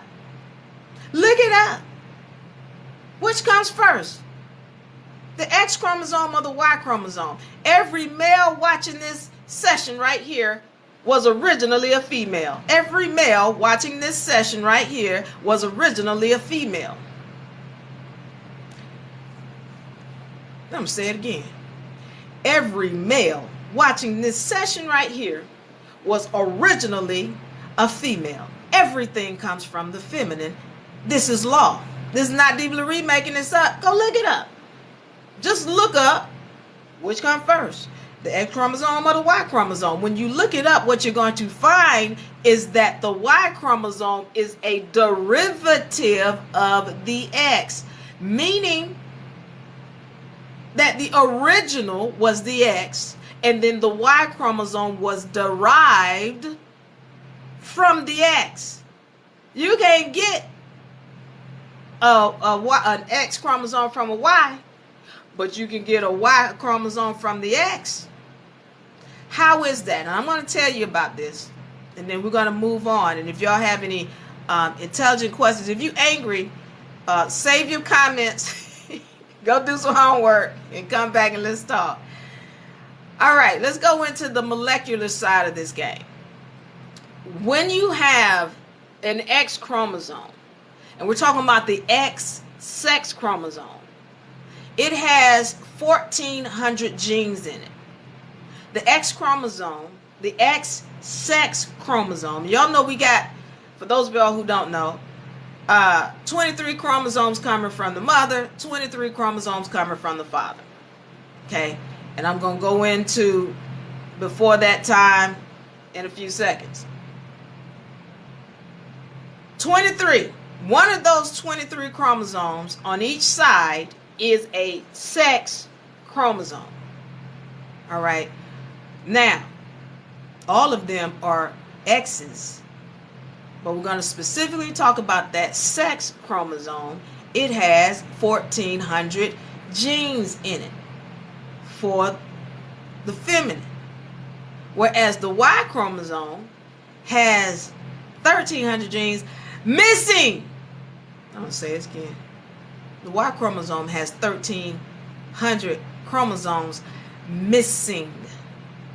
So what has happened is this Y chromosome has been degraded, for lack of a better term. It has been degraded. The X chromosome has been degraded to a Y chromosome, whereby a lot of the genes have been removed from it. So originally this Y chromosome was an X. And then there's a process that happens. I'm not going into it today. Unless you ask, I'll tell you what happens. But it's a lot of information. But a process happens whereby 1,300 genes of that X chromosome are removed, and then it becomes a Y. But before that, that was a full set of 1,400 genes in it. It was an X. And then a process happens whereby those genes are removed and it becomes a Y. So it only has 100 chromosomes in it, whereas this X chromosome has 1,400. That's the difference between this X chromosome and this Y. Now, I need y'all from it, and again, go look that up. Look up how many chromosomes are in an X versus in a Y. Look it up. And once again, look up which one was first. This Y used to be an X. That's on a molecular level.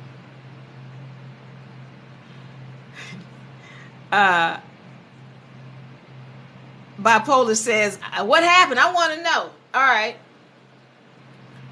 I need y'all to understand. So I'm going in. Bipolar, I'm going to tell y'all the whole thing now. Bipolar told me to say it. I'm saying it. Okay. All right. I need y'all to understand something about and before I say this, because I have to make sure my brothers know that I love them. Okay, I don't want y'all to think I'm saying this stuff to be disrespectful or that I got any kind of disdain. I'm just telling you what the facts are, because the more we know about the facts of where we come from, the more we can get back to the gods that we all are, male and female. Okay, so I need you to understand what's going on. Now, when we look at the X and Y chromosome, what we have to understand once again, that everything comes from the feminine. All of the genes, the male, he was originally a female. As a matter of fact, when they talk about a male sperm versus a female sperm, there's no such thing as a male sperm. I'm saying this again, there is no such thing as a male sperm. They are all female. All of his sperm are female. It can't be a male, or it can't produce. There is a thing. I'm going to introduce to y'all the mitochondria. Look this up. If you don't know the mitochondria, go look it up. Mitochondria. Mitochondria. All right. Somebody write it in the thing. Mitochondria. There is a process that she goes through once a sperm hits an egg. All right. One of those processes that she goes through is she's checking to see if both of these beings that are coming together that have the same number of chromosomes. She's checking on that. So as soon as the sperm hits the egg, she's going, wait a minute, how many chromosomes does this thing have? And if it does not have the same number of chromosomes in this other X, which is 1,400, so this sperm coming in here, he better have 1,400 genes in this thing, or the mitochondria is going to kill this whole project. She's going to kill that, because she's saying they're not the same species. This is what they're not telling you when you start looking into science and whatever. Why don't they want you to know this? All right? Y'all better, I hope y'all taping this, because they might take me down after I put this information out. But X chromosome has 1,400 genes in it. This chromosome coming in here from the male, it better have 14 genes in it, or the mitochondria. This is Mother Nature. The mitochondria is Mother Nature. She's going to kill this project right here if this thing don't have 1,400 genes in it. It can't be an X, a Y chromosome, because a Y chromosome only has 100. A Y chromosome only has 100 genes in it. And if it doesn't have the right amount, this not going to happen. That's Mother Nature. So what happens is, when this comes in, she's doing a check. There's several other checks that the mitochondria is doing when the sperm hits that egg. But that main one, that first one is like, do these have the same number of genes, which is 23, and the same number of chromosomes in each gene? And if it doesn't, then we're going to stop this right now. Okay, now, what happens to degrade this X chromosome to the Y chromosome? All right. After, 3 months? 3 months, 4 to 6 weeks or 3 months. This is when the degradation of this cell, this chromosome comes in. And it has to do with several things. On a physical level, it has to do with the condition of the mother. Is she happy or sad? Does she hate her job? Does she love her job? She got a good relationship going on? Oh, she got kicked out of her house and she got all kind of issues. That is going to determine whether or not this cell is degraded. Also, it has to do on a spiritual level, because y'all got to understand and recognize that when we come back into these vessels, we're old spirits. Or old souls. You ever hear people say, oh, she got an old soul? Well, all of us do. All of us have cosmic baggage. And the mitochondria, Mother Nature can see it. So listen up. Because it's the mitochondria that degrades a cell. It's the mitochondria. Because she's checking all kind of stuff when this sperm hits this egg.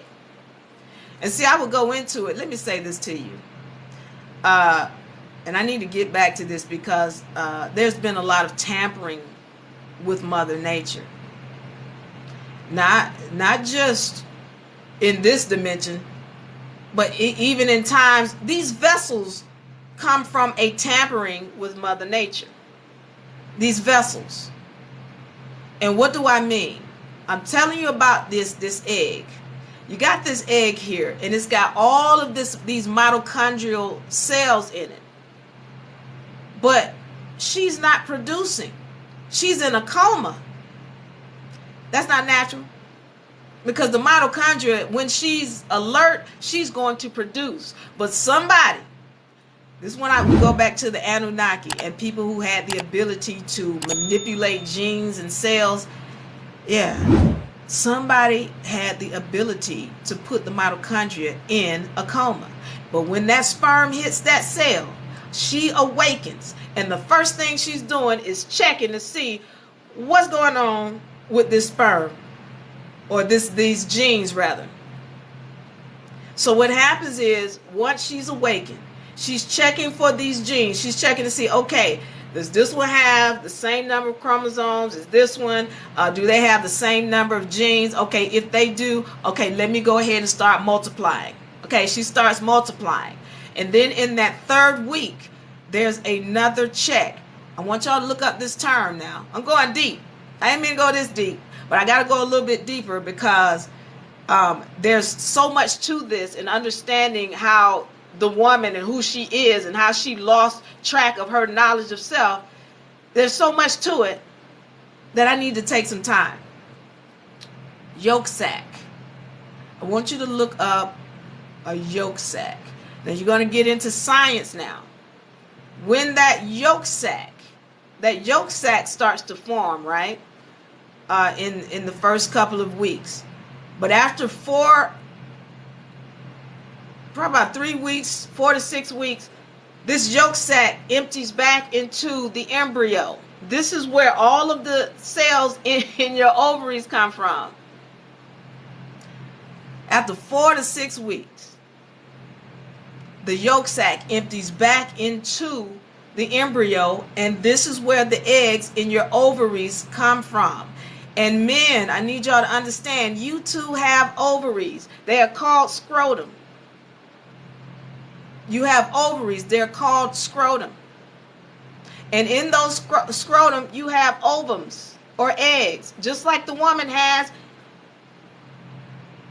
She got in her ovaries. You got the same. You got eggs. And they're all feminine. They females. And if you don't believe me, go and look up oogenesis, oogenesis, and look up spermatogenesis. And in spermatogenesis, what you're going to find, they're going to tell you, oh, this is the mother cell. And then they're going to tell you that mother cells breaks down to 2 sister cells. Wait a minute, why they sister cells? Why they not uncle cells or brother cells? No, they sister cells. And then those 2 sister cells break down to 2 more daughter cells. Wait a minute. I thought we were talking about sperm. I thought we were talking about in the man. No. He got a mother cell that goes to 2 sister cells right here. And those 2 sister cells go to 2 daughter cells. Wait, why we ain't talking about the son cells? What happened to the nephew cells? No. They all feminine. Everything is feminine. Everything comes from the feminine. You used to be feminine. You are inside out female. That's not a diss. I'm just letting you know what happened.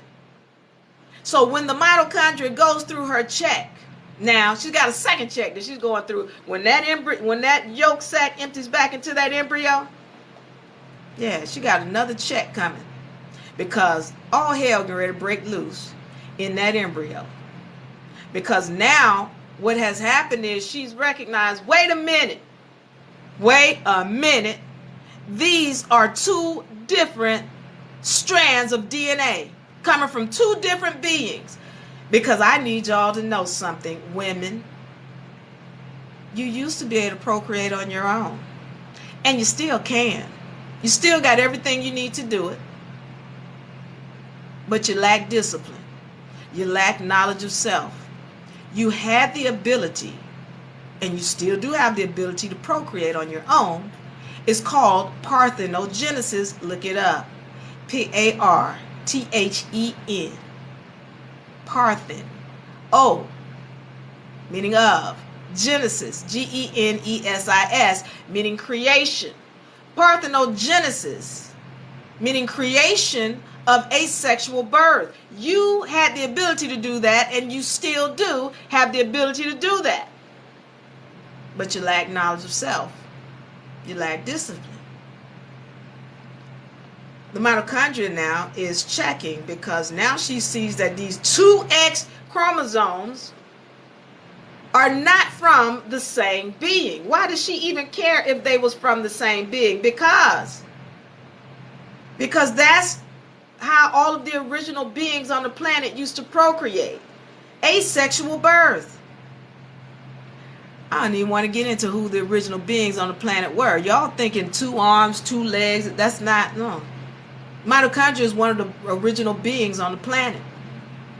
And she procreates via asexual birth. So when she sees these two contracts here, because they're chromosomes, but she sees these two contracts, one is from the male and one from the female, then she's like, wait a minute, these not from the same being.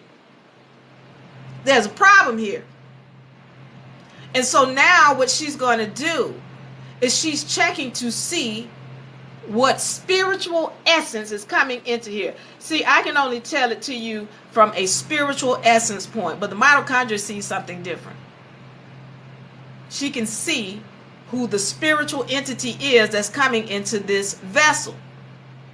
2 things is what she's looking, what determines whether or not she breaks the contract.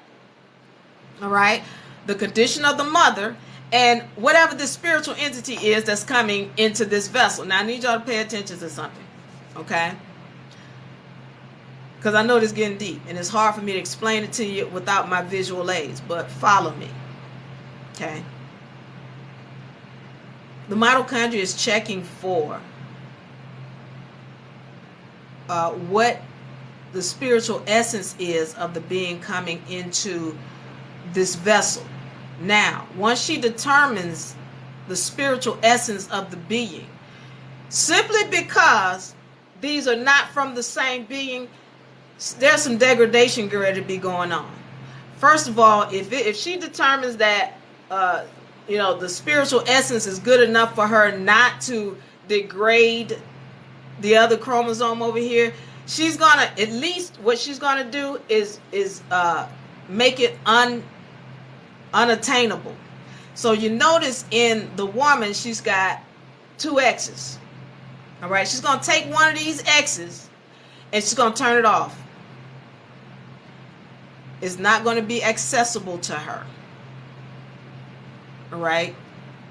But if she determines that this is a being that fought against the mother at another time, she's going to degrade this contract over here. She's going to rip out 1,300 of the genes to where this becomes a Y chromosome. I'm going to say this to you again because I need you to understand that when the sperm hits the egg, this doesn't start off as a Y. If it was a Y starting from the beginning, then you don't have to wait 3-4 weeks before you know the sex of the child. If this sperm came in as a Y, then you would know right away. The doctor be able to pull, because it starts multiplying. After a day, you're going to know. If it was a Y coming in, all the doctor need to do is pull one of those genes and test it. Okay, it's got this many chromosomes. It's a boy. But no, it's a girl. All the way up until 4 weeks. And what ends up happening is, at that 4 week, this is when that yolk sac is emptying back, and this is when all your ovums or your eggs are going into your ovaries. Still a girl. Still a girl. If she determines, the mitochondria determines that, oh, she can, keep her full X chromosome over here, she's going to make it where it's dormant. She's going to turn it off. And I'm going to tell y'all why this X chromosome is so important.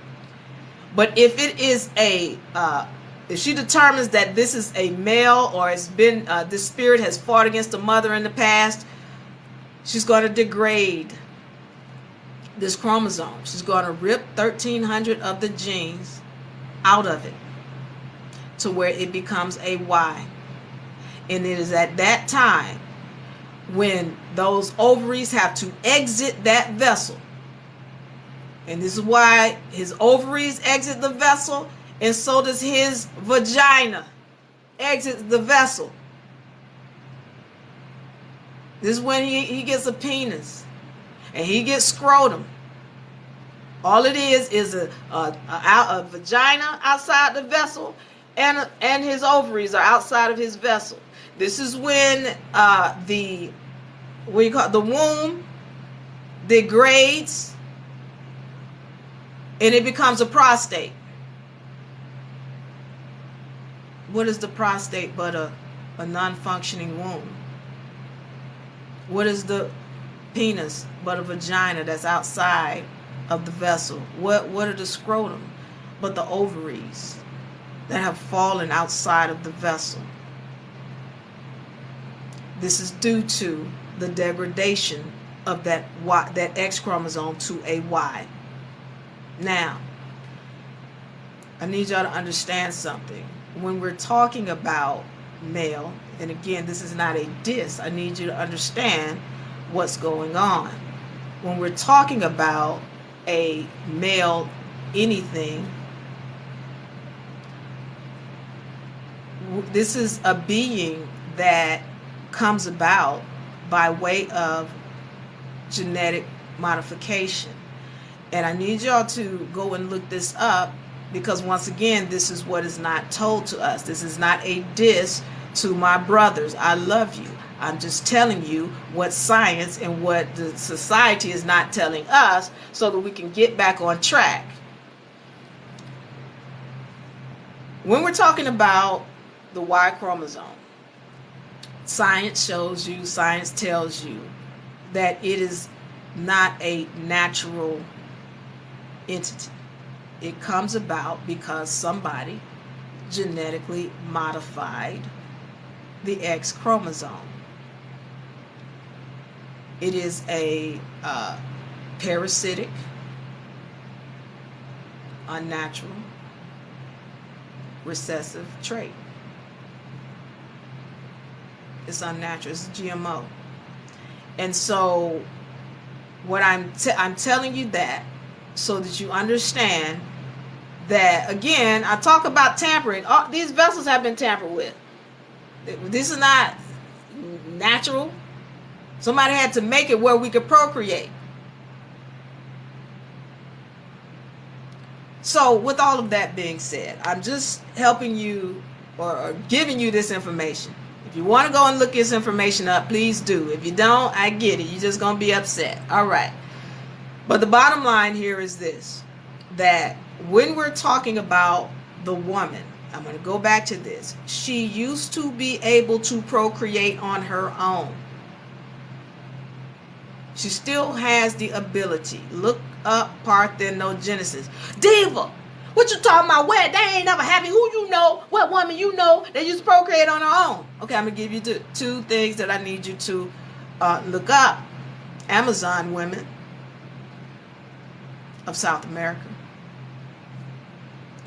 And look up the Khalifa tribe of North America.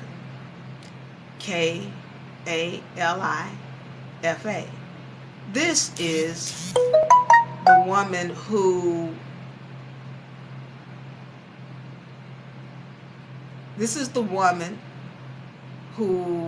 California is named after. She actually had an all-woman tribe. Spaniards came in, they was like, look at these beautiful black women. Then they named, that's how the country the state, California, got named after the Khalifa tribe of all women. They procreated on their own. And then when you do your research, you're going to find that the beings, they call them gods in the Bible. When we look at ancient scripture or other ancient texts, we find out, another term for some of these beings was Anunnaki. But they were known to procreate on their own. But what happened? When she started using other beings to procreate, well, this is when we're talking about the male. When she uses a male to procreate, then that whatever the offspring is, they're going, that X, if the X stays in X, it's going to be turned off. It's going to become dormant. And if it doesn't, and if she does anything else, what she's going to do for the male is she's going to rip out the genes. Now, I want to talk about this dormant X chromosome, because while it is dormant, when you come into a knowledge of self, those powers turn back on. This is where your X-Men powers are. Now, again, I'm not here to make you believe what I say. I'm just giving you the information. If you want to go and look it up, fine. If you don't, I respect that. All right. When we're talking about your X-Men powers, X-Men, why do they call it X-Men in the first place? Well, X, meaning the feminine. X-Men, it was the feminine. All of these things that they were doing in these movies, women have those powers.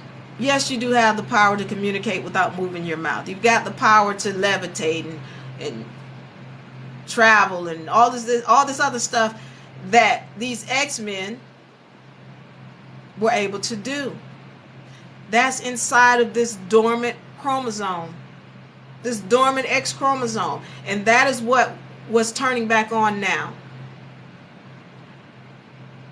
The powers within this dormant X chromosome are turning back on. Some women are able to even tap into this. This is why, y'all not understanding women. I had to go through this because women don't understand what their power is. And I'm not telling you to take it or not. But when you hear people talking about, oh, she too much man. She's too much man for him. She too much. She won't let him be a man. You gotta understand. She got both of her chromosomes, and he's got a fraction of the chromosome that she has within her. When she's able to tap into this, she's gonna have a lot of strength and a lot of power. When she's able to tap into this, she's going to have a lot of strength and power. And some women don't even know they're tapping into it. But you got to understand, look at what she's got. She got this 2X chromosomes. He's got a Y, which is a fraction of what her X is, and the 2X's that she has. But one of them she's not tapped into in most cases. But if she starts to tap into that, she's going to have a lot of strength. And yeah, she's going to overpower him a little bit. He's gonna be like, wow, ain't no place for me. No, because she's tapped in.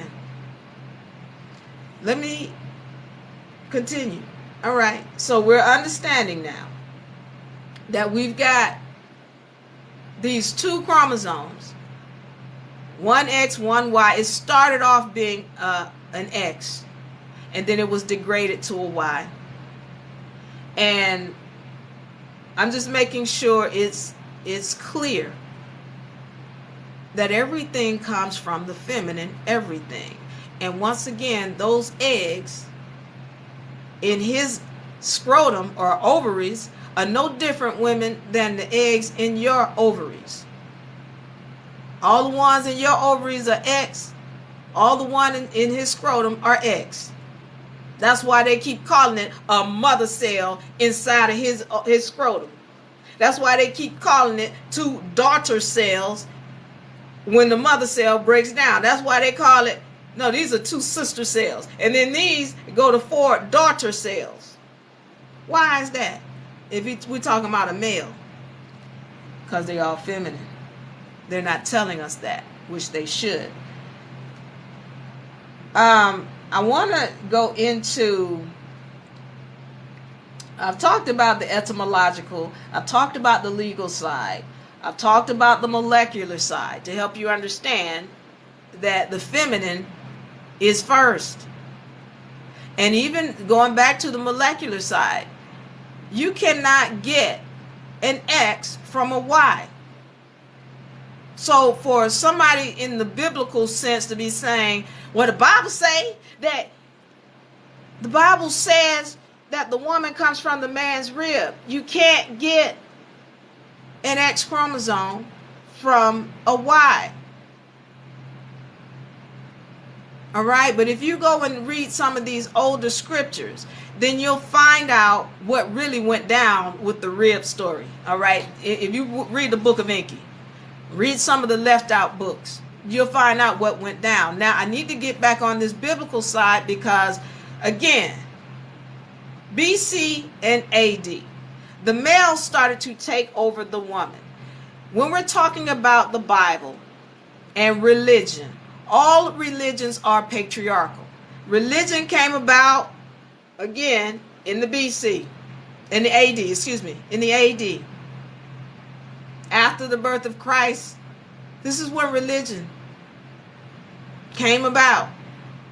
And what started, all religions, by the way, all religions are patriarchal. Remember, pa for paternal. All religions are patriarchal. And this is where the male started to take over the woman. And when he created the Bible, he took her stories and wrote her out of her own stories. And so now you got a situation where the woman is now becoming subservient. Now I want to go into some of the things that we find that the woman did. I told you she treated him like a slave. And by treating him like a slave, and I go into universal law because when you put that energy out, it must come back. When you put out an energy, it has to return to you by law. And so you might be thinking, well, she treated him like a slave, but she ain't no slave. I need y'all to understand what marriage is. Now I'm going to really upset some people. Let me take some scissors. Jay Darnell, thank you for joining. Shelley from the block, thank you for joining. Jay, go to, if you want to join the seminar, go to UNA University and scroll down and you'll be able to click on the link to join the seminar, okay? The UNA University for spring season 2024, right? We got wonderful sessions coming up. All right, spiritual history. What is spiritual history? We're dealing with what happened not only in this country in history, but we're also dealing with what happened with the people of this country in history. And then we're going into what happened in your history spiritually. We're going to dive into it. Also, we have nation funding. So we went through nation formation, where we created the nation. We also went through nation building, where we learned how to actually build it and put it on record. Now we're going into funding it. What kind of funding are we talking about? Well, we're going to be dealing with the funding on the federal side, funding on the private side, funding on the spiritual side. All right? So we're getting into it, and we're going to make sure that you have all of the finances you need in order to grow your nation. Now, we're starting on April 15, 2024. What is UNA University about? What is UNA Republic all about? We're here to help you free yourself spiritually, financially, mentally, legally. We're helping you to gain your freedom. All right, so if you want to be a part of the UNA University, I want you to join us April 15, 2024. Find the link in the bio so that you can get enrolled. Find us at unauniversity.com. unauniversity.com. Let's get you enrolled. Let's have that free consultation so that we can get you into the university. You can start learning about gaining your freedom. All right? We want you to start learning about funding your nation. All of this we're going to have and more in the UNA University. All right, so if you want to be a part of the UNA University, I want you to join us April 15, 2024. Find the link in the bio so that you can get enrolled. Find us at unauniversity.com. unauniversity.com. unauniversity.com. You can scroll down and you better click on that link.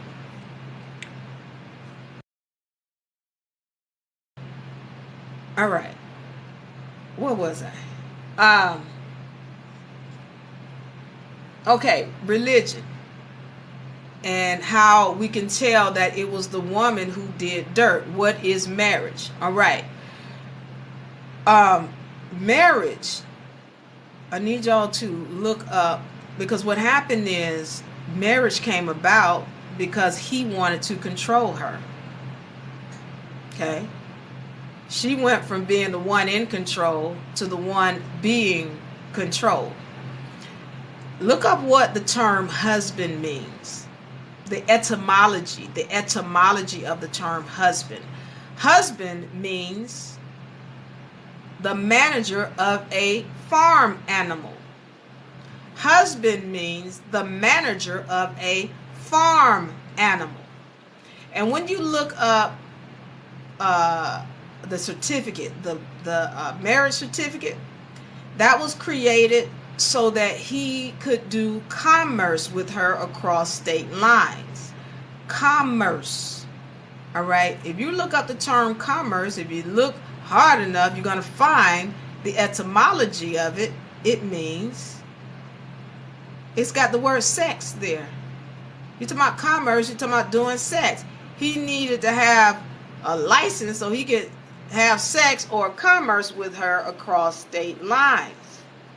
See, we have come to glamorize the whole institution of marriage when originally it was just him having certificates showing that she was his property. That's what the marriage certificate was for, showing that he was her, that she rather was his property. And so that he can do commerce or have permission to do commerce with this farm animal that he was a manager of. I'm not telling you not get married or get divorced, none of that. I'm just telling you what the history is. And you can take it how you want to. Some of y'all not liking this because I get it. Well, I like my marriage. I want this. Excellent. I'm not telling you not to do anything. I'm letting you know what marriage was, where it came, how it came about, because he wanted to control her. All right. Moving forward, again, you can tell what she did by the treatment and the energy she was now receiving from the male. Again, I say to you, I need y'all to understand all of this stuff. When you start recognizing it, all of this stuff is cyclical. It's a cycle. So watch this now. The woman creates the male and he takes her over. All right. And he gives her the treatment that she gave him. I need y'all, some of y'all know the answers to this. But who created the Albions? Light-skinned people, so-called white people. Who created them? Let me see it in the box. Who created them? Where they come from?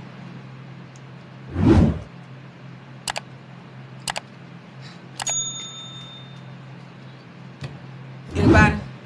Where do light-skinned people come from? All right, Yakub. And then who was Yakub though? See, the Albion, so-called white people, come from melanated people. They were grafted from melanated people. So when you're talking about Yakub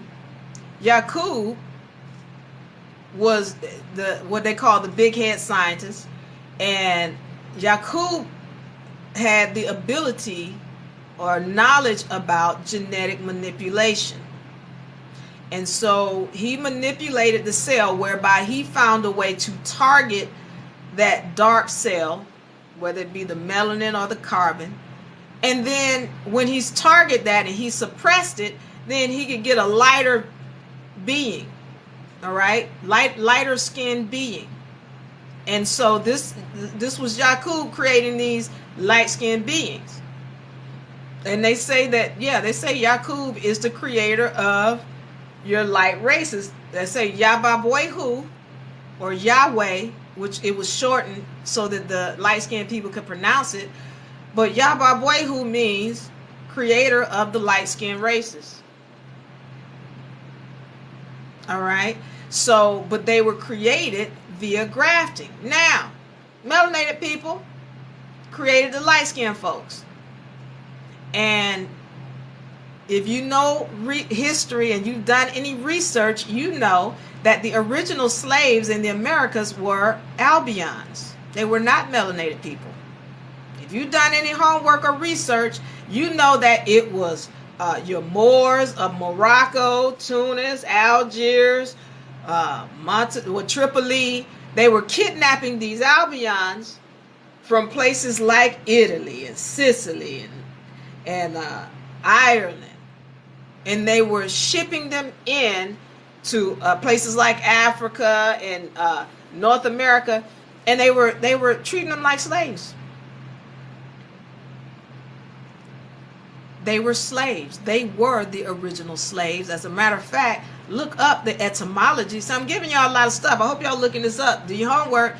Slave, the etymology of the term, means Slavic or Slovakian. Those are light-skinned folks. Those were Albions. Those were the original slaves in the Americas. Who brought them to the Americas? Melanated people. So remember, I said when you put out an energy, by law, it must come back to you. And I want you all to also remember that you are your ancestors. So when your ancestors do some dirt, then you've got to receive that energy. So is there any wonder why you got these Albions over here so angry and inward, and wanting to go back and putting their foot on the necks of melanated people? Is there any wonder that we're getting that energy when we understand the truth about history and the fact that it was Albions that were the first slaves in the Americas, and it was melanated people who enslaved them and treated them dirty? So it was the melanated people who created the Albion, and then the Albion comes back to take over the melanated people.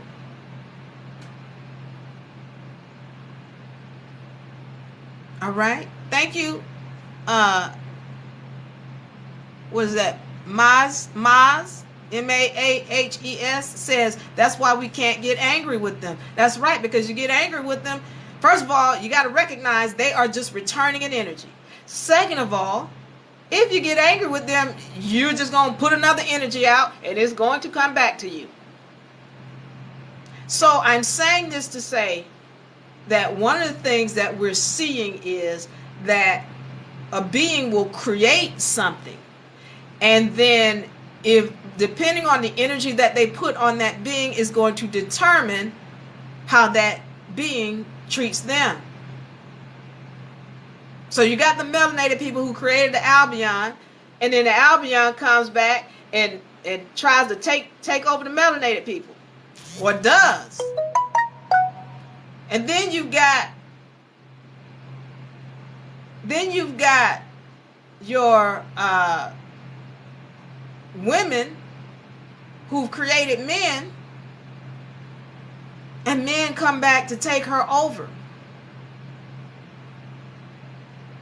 It's not happenstance that she's getting the treatment from men that she's getting. She is not a victim. There are no victims She's being treated like a second-class citizen because she treated him like that. Why in some countries women are not supposed to go to school? They're not allowed to read. They're not allowed to do all these things. She's getting a return of energy. Because originally it was the man that wasn't supposed to read. I'm going to say this when we talk about the Anunnaki, and then I'm going to try to finish up here. When we talk about the Anunnaki, a lot of people will ask, well, why do you think the Anunnaki left? What you think happened? And I'm letting you know, I don't think they left at all. There are too many signs that show that they're still here. When you do your research, you'll see it. When you do your research, you're going to see that there are too many signs that show that they're still here. However, once again, I need y'all to understand something. The Anunnaki tried to kill the humans off according to scripture, according to the Bible, according to left out books of the Bible, according to Sumerian text. Yeah, they tried to kill the humans off. And when you put an energy out, it must come back. So who created the humans? Yeah, supposedly the Anunnaki. And supposedly some of them didn't treat the humans well. And so what's got to happen by law? If you don't treat your creation with respect and love, it's going to take you over and it's going to put a foot on your neck. All right. So, do I have any questions? I know I got a lot of comments.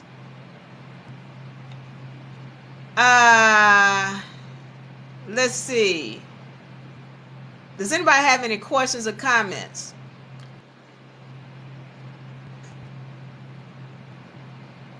I said marriage is a contract. Marriage is absolutely a contract.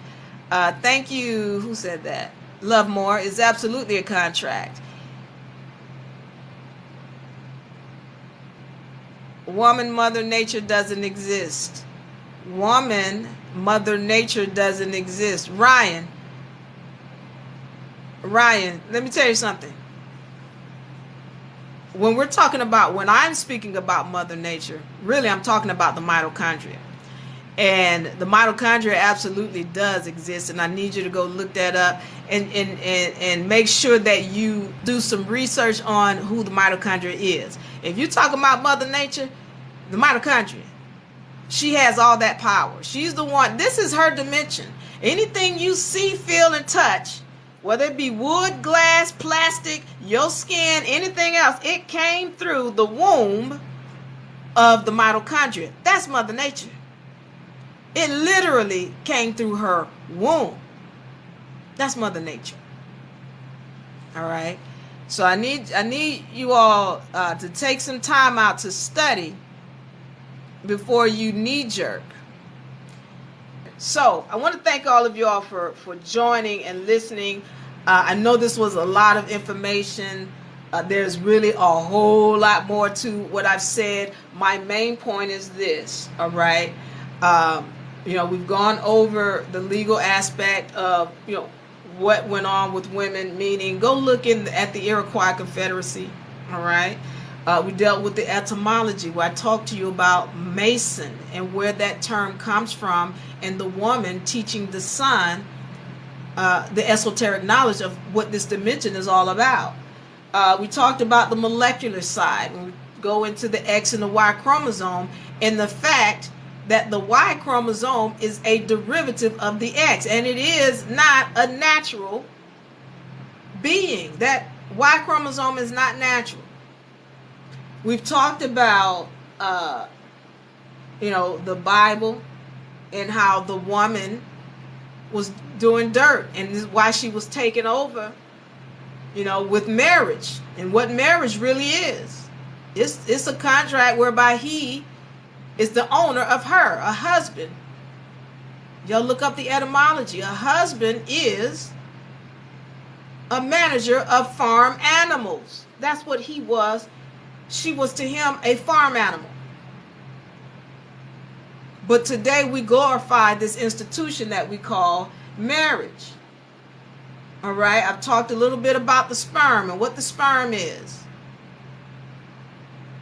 Okay, so all I'm saying to you is this: do some research. And women, please understand, you have a power that is turning back on when we talk about this other X chromosome that is dormant. This is where your X-Men powers are. You cannot access it until you gain knowledge of self, until you gain discipline. When we're talking about being able to meditate and levitate and astral travel and speak without moving your mouth, all of those are true powers. They are all true powers. When they're talking about all these superheroes and these comic books, those type of people walk this planet. You have those powers when you're tapped in. But right now, we're not tapped in. We eating all kind of garbage. We're doing all kind of stuff to our vessels that we shouldn't be doing. We have no idea of how to make our own body do what we need it to do. You've lost that knowledge.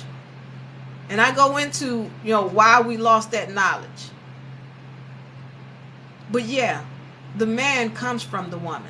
He is a derivative of her. But somebody writes a Bible and copyrights it and changes the whole story around, and now everybody wants to believe a woman some kind of way comes from a male, when scientifically it is not possible to do that. All right, I want y'all to know I love you. If you want to be a part of the seminar, go to unauniversity.com.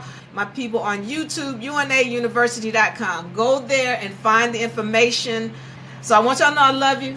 Don't forget, get this law book also. It's got a lot of powerful tools in it and information. Again, if some of y'all have any issues, I want you to hit me in the inbox. Let's have this conversation, because my job is to only give you the facts, and then you go and research them for yourself. You find something different, then let's have a conversation about it. Okay, I want y'all to know, once again, I'm yours truly, Diva Lyri. I'm going to see y'all too next time, and I hope y'all will be here. All right, I want y'all to know I love you, and I love you. We're going to see y'all.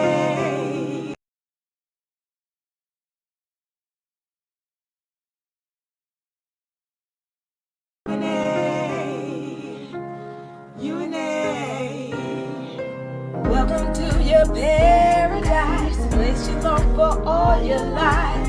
University, manifesting all your dreams. With paradise, your land is home. Writing contracts on your own. Protect your loved ones every day. Knowledge goes a long, long way. University for me.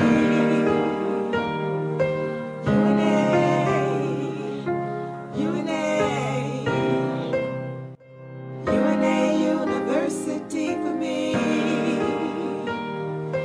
UNA.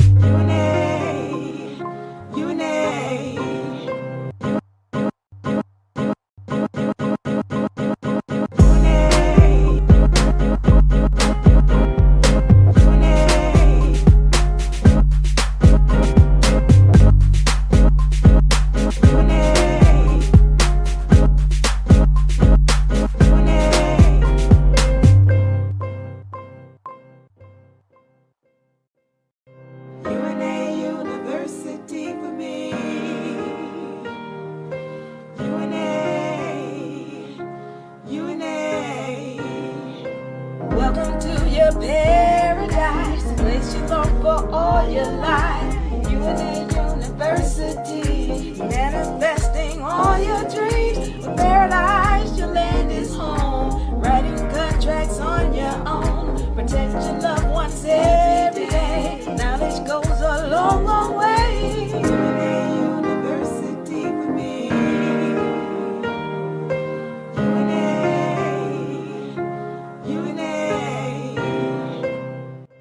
UNA University for me. UNA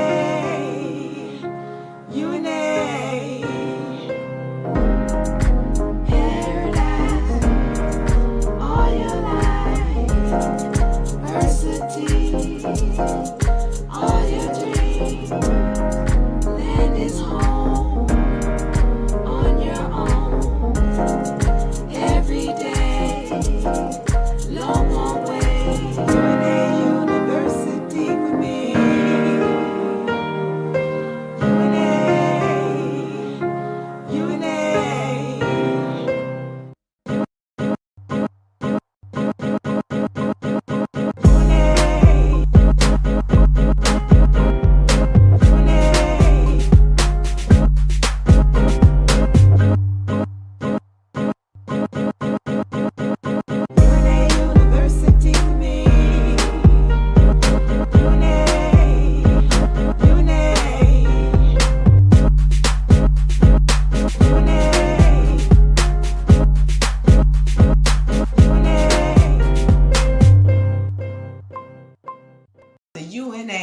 University for spring season 2024. Right, we got wonderful sessions coming up. All right, spiritual history. What is spiritual history? We're dealing with what happened not only in this country in history, but we're also dealing with what happened with the people of this country in history. And then we're going into what happened in your history spiritually. We're going to dive into it. Also, we have nation funding. So we went through nation formation, where we created the nation. We also went through nation building, where we learned how to actually build it and put it on record. Now we're going into funding it. What kind of funding are we talking about? Well, we're going to be dealing with the funding on the federal side, funding on the private side, funding on the spiritual side.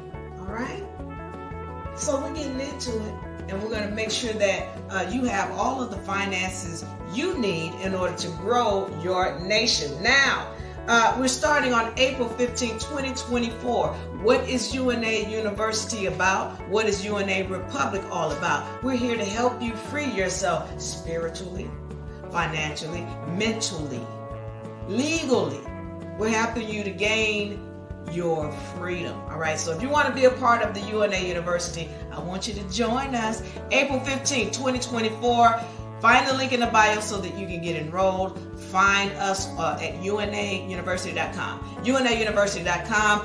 Let's get you enrolled. Let's have that free consultation so that we can get you into the university. You can start learning about gaining your freedom.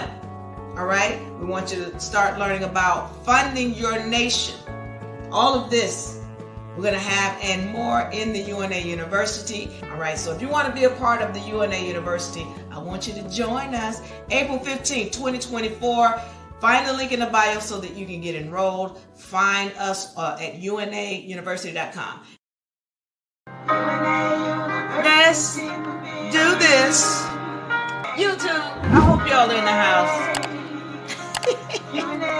YouTube, I hope y'all are in the house.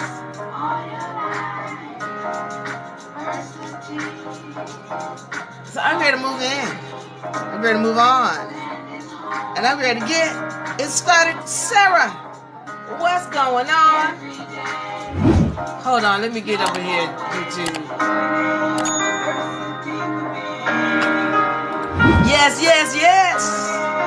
UNA. Yeah. All right, so I want to go into the Anunnaki history. I had somebody to ask me about that, so I got time today. So I want to get into a little bit of the Anunnaki history and whatever questions y'all have that you want to ask, I want to answer them. Now, before I go into that, I want to just reference the books, all right? The UNA books. Now, I had somebody who said they didn't get the link for the ebook. I'm going to make sure we send that link out to you. Normally, once you pay, it takes you directly to the link. And then also it sends an email. I need y'all to make sure our emails, for whatever reason, go to the junk mail. Disappointing as it is, I need y'all to make sure you check your junk mail folders for your emails. If you are having problems getting our emails, send us an email at unarepublic@amaxpro.com, okay? unarepublic@amaxpro.com, so that you can make sure that you get our emails. Okay, so I'll make sure we get any links. You all can send us a message in the inbox for TikTok and YouTube. You all can send us a message if you're not getting any links, so we can make sure we get them to you. All right, now, here we go. This is the UNA Beginner Law Book. There's an ebook version. It's $19.99. You can get that when you go to unauniversity.com, or you can find the link in the bio. All right, there's a link tree. This is $19.99. If you want to get the physical version, which is this version here, the physical version is $39.99. It comes with a laminated copy of the Hierarchy of Law chart, a laminated copy of the Universal Law chart, and a laminated copy of the Vibratory Frequency chart. All right, all of these are in the book, and this is the UNA Law book. All right, this is a very powerful book, and it has goes into contract writing, the importance of it, the importance of these documents, the importance of the vibratory frequency chart, along with the vibratory frequency chart in here. So this is a very powerful book. So y'all want to get this book. All right, you can go and find the link in the bio, or find it on unauniversity.com. One more thing I want to go over with you all. Okay, UNA has a membership package. Now, once again, UNA is a nation of nations. When you come on to UNA, you will be a nation. All right, we have not been taught that we are nations all by ourselves. You're made up of many different spiritual entities. You are a nation. Now, when becoming a member of UNA, what we do is we create a trust between you and UNA. You are a sovereign entity. UNA is a sovereign entity, is a county. And so when you come on, we develop a declaration for you that is sealed. It'll have a gold seal on it. We develop a security agreement for you, as well as, this is our security agreement, and these are sealed, as well as a UCC financing statement, which is also sealed. All right, now this is a trust, and it also comes with a UNA allodial ID. All right, this has the barcode on it, whereby you will be able to get any of your trust documents, because they're going to be on public record with UNA, as well as you'll have a federal ID number or registered mail number. You'll get all that information. Also, it comes with a badge. We call it an exemption badge, and it has a QR code, and when scanned, this code shows that you are a standing member of UNA. All right, the importance of this package is that this is a trust, and we talk about trust so often and how powerful this document alone is, and this is going to help you get started, so that when you decide, you can use this to put this on record, or you can start creating your own trust. All right, because in the UNA University, we actually show you how to create these documents. All right, so this is a trust package. Okay, once again, declaration, that's sealed. UCC, that's sealed. Security agreement, that is sealed. All right, the allodial ID with your spiritual name. So when you start learning how to walk in the private, this is what you want to have. You want to have your own allodial ID. Also, your exemption badge. This was very helpful to a lot of my people who had jobs that were trying to force them into getting vaccinated. When you are a member of UNA, UNA is considered a religious organization, even though we do not practice religion, but we have our laws that we talk about that deal with our God, whereby our God is saying we don't put things in our vessel. All right, you have to learn how to stand on that. But at any rate, when you're standing under a particular religious order, then your job has to back off. Anybody trying to force something on you, they have to back off. And so we enable you to come into the university to really learn how to put these documents to use for you. All right, let us get into it. We're talking about the Anunnaki. We're talking about the Anunnaki. Anunnaki. So I wanted to go back, and we're going to talk about one of the oldest known civilizations, which is called the Sumerian civilization. And this is where a lot of documentation comes from with respect to the Anunnaki and who they were. Now, when you look at the Sumerian, who the Sumerians were, the Sumerian civilization, this is what we know as Mesopotamia. Mesopotamia. That is what we know of as today. It's modern day Iraq. Okay, modern day Iraq. And in Iraq, there were all of these tablets that had not been translated. And they were the Sumerian tablets. And they're still saying to this day only 20% of those tablets had been translated with respect to what was going on. But when they were translating what was going on in Mesopotamia or Sumeria, what they were finding is that there were the humans there, the people there who had these gods that they looked up to. All right, and they had temples. Today they're known as worship temples, but back then they were more like workship, where they went to work for the Anunnaki or these gods. All right, now in the Sumerian tablets, these gods are depicted as being very tall, very large. You know, if you do some research, you'll find that there were 18-foot, 21-foot beings that actually walked the planet.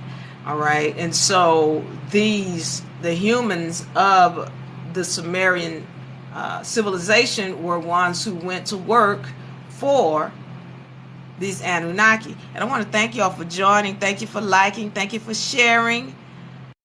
Thank you all for sharing the video, the live as well. Now,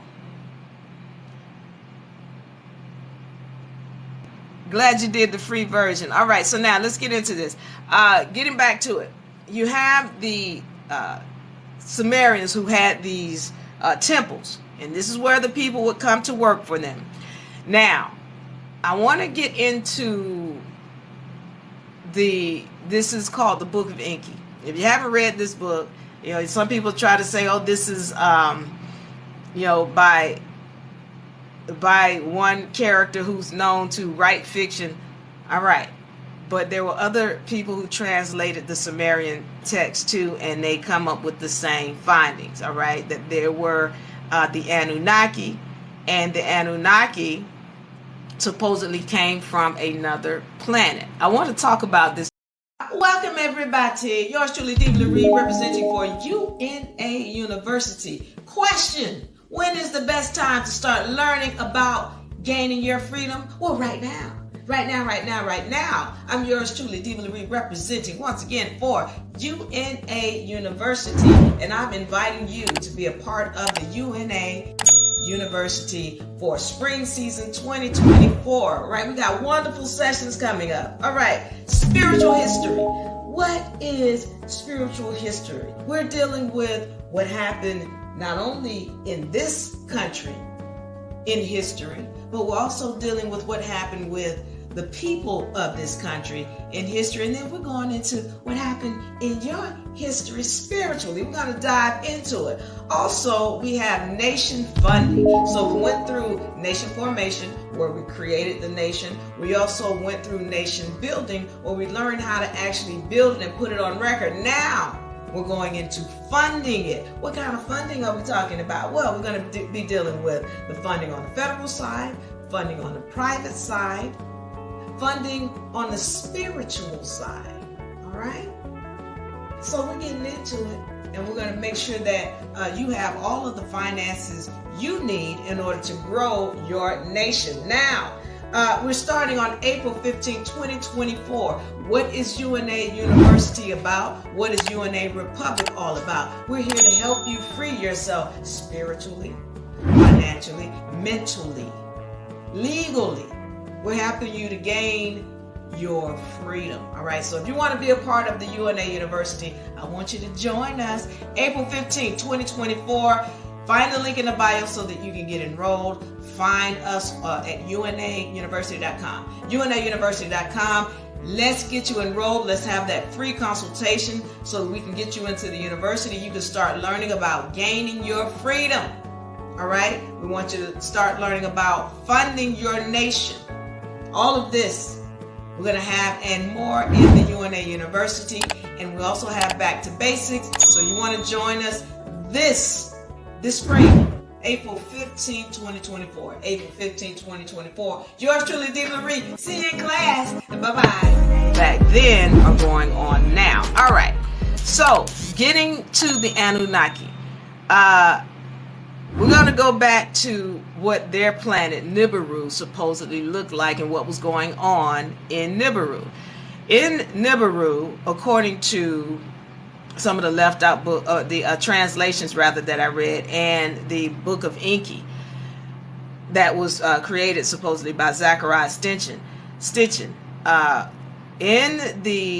In those books, it talks about how on planet Nibiru they had issues with the atmosphere, that the sun was too much, and they were constantly trying to shoot up things into the sky to keep the sun from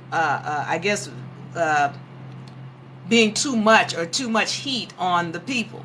So they had an atmosphere issue, and they used gold to spray it up into the sky. All right. What they use gold in its anatomic state, meaning what we know of as gold today, where it's a thick block or whatever, it's a metal. There's a way to take the metallic principles out of gold, and they call it anatomic gold. And so it looks like a thin white powder. Very, very powerful substance, this white powder. This monoatomic gold is what it is, rather. Monoatomic gold. Mono. So where they've taken all of the metallic properties out of it. All right, so this is what they were spraying up into the air in order to keep the sun from shining down and causing too much havoc on the people. All right, so the people were suffering, all right, because this wasn't working anymore. They weren't able to keep spraying this substance in the air. They ran out of gold. So there was all these fights on the planet. There was so much fighting to the point where the males started to become extinct on the planet. The male Anunnaki. All right, so what happened is, and I'm gonna talk about Anu and how Anu came into being. Somehow the king and queen were killed, or there wasn't an heir to the throne, because they had this whole heirship on Nibiru as well. So it didn't just start here on Nibiru, wherever this planet is.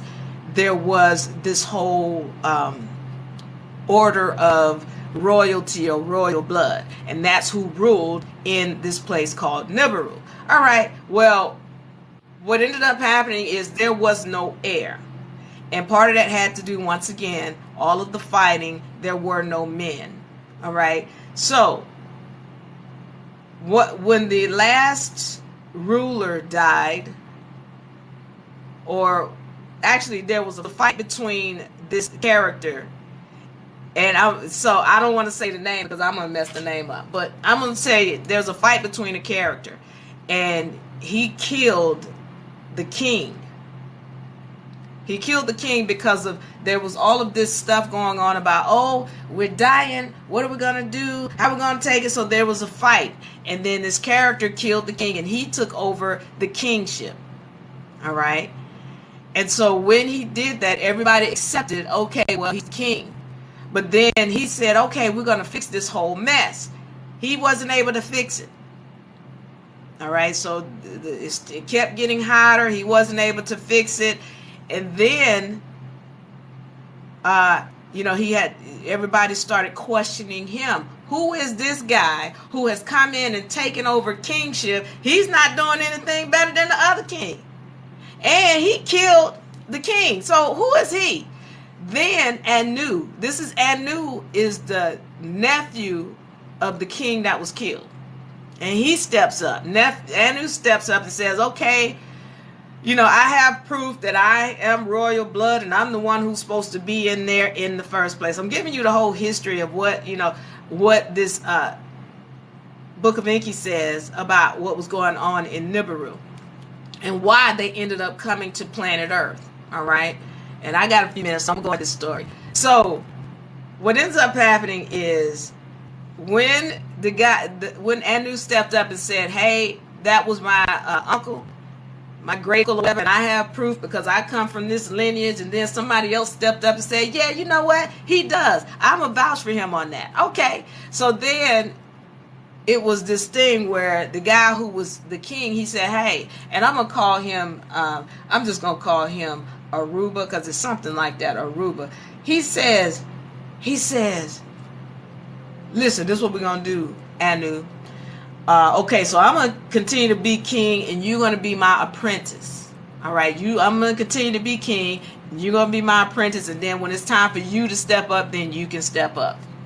So Anu went with this for a while, but the guy still was doing Aruba. I'm calling him Aruba. He was still doing all kind of things that were not, the people weren't happy with. All right. So the people were really trying to get rid of him.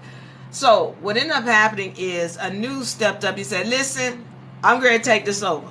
I'm the rightful ruler right here. I'm supposed to be king. I'm going to go ahead and take this over. And Aruba was like, no, we're not going to do that because we agreed that you were going to stay my apprentice.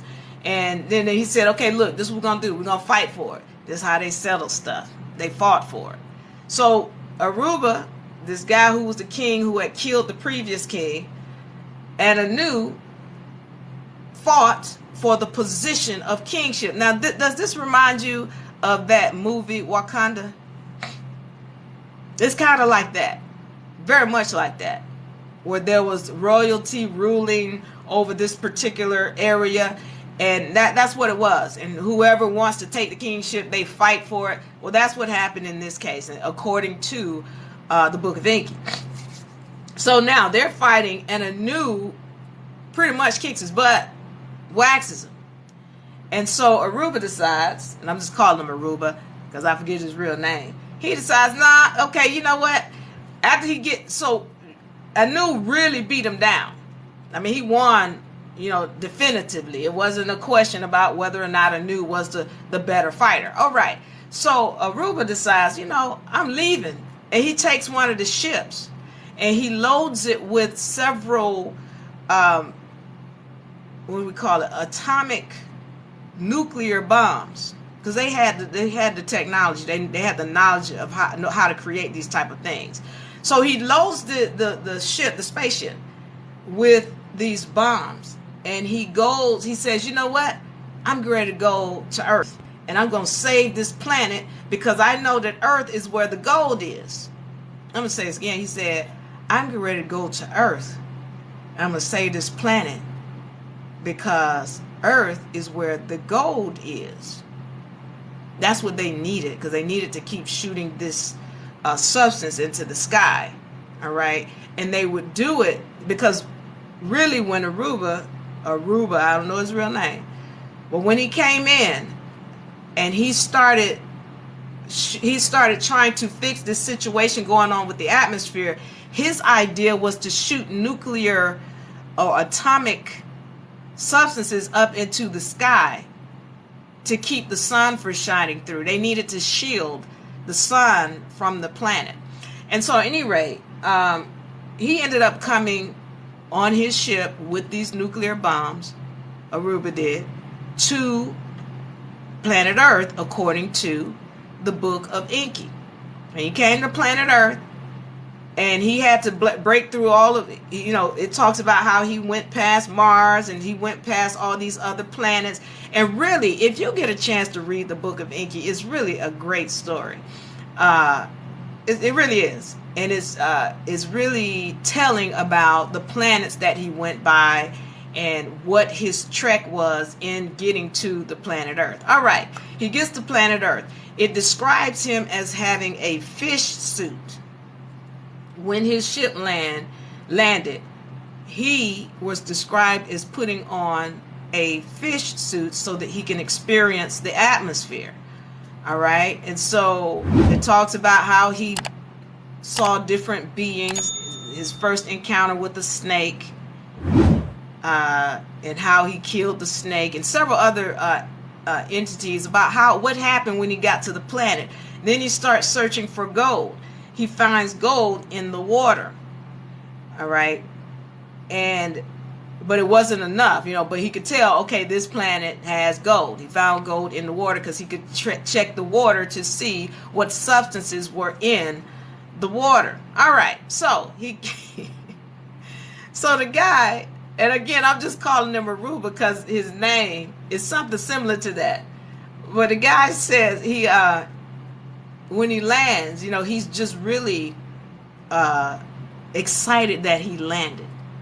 And he's like, that's right, I'm going to save my planet. I'm going to save planet like I told them. I told them if they let me be king, I'm going to save the planet.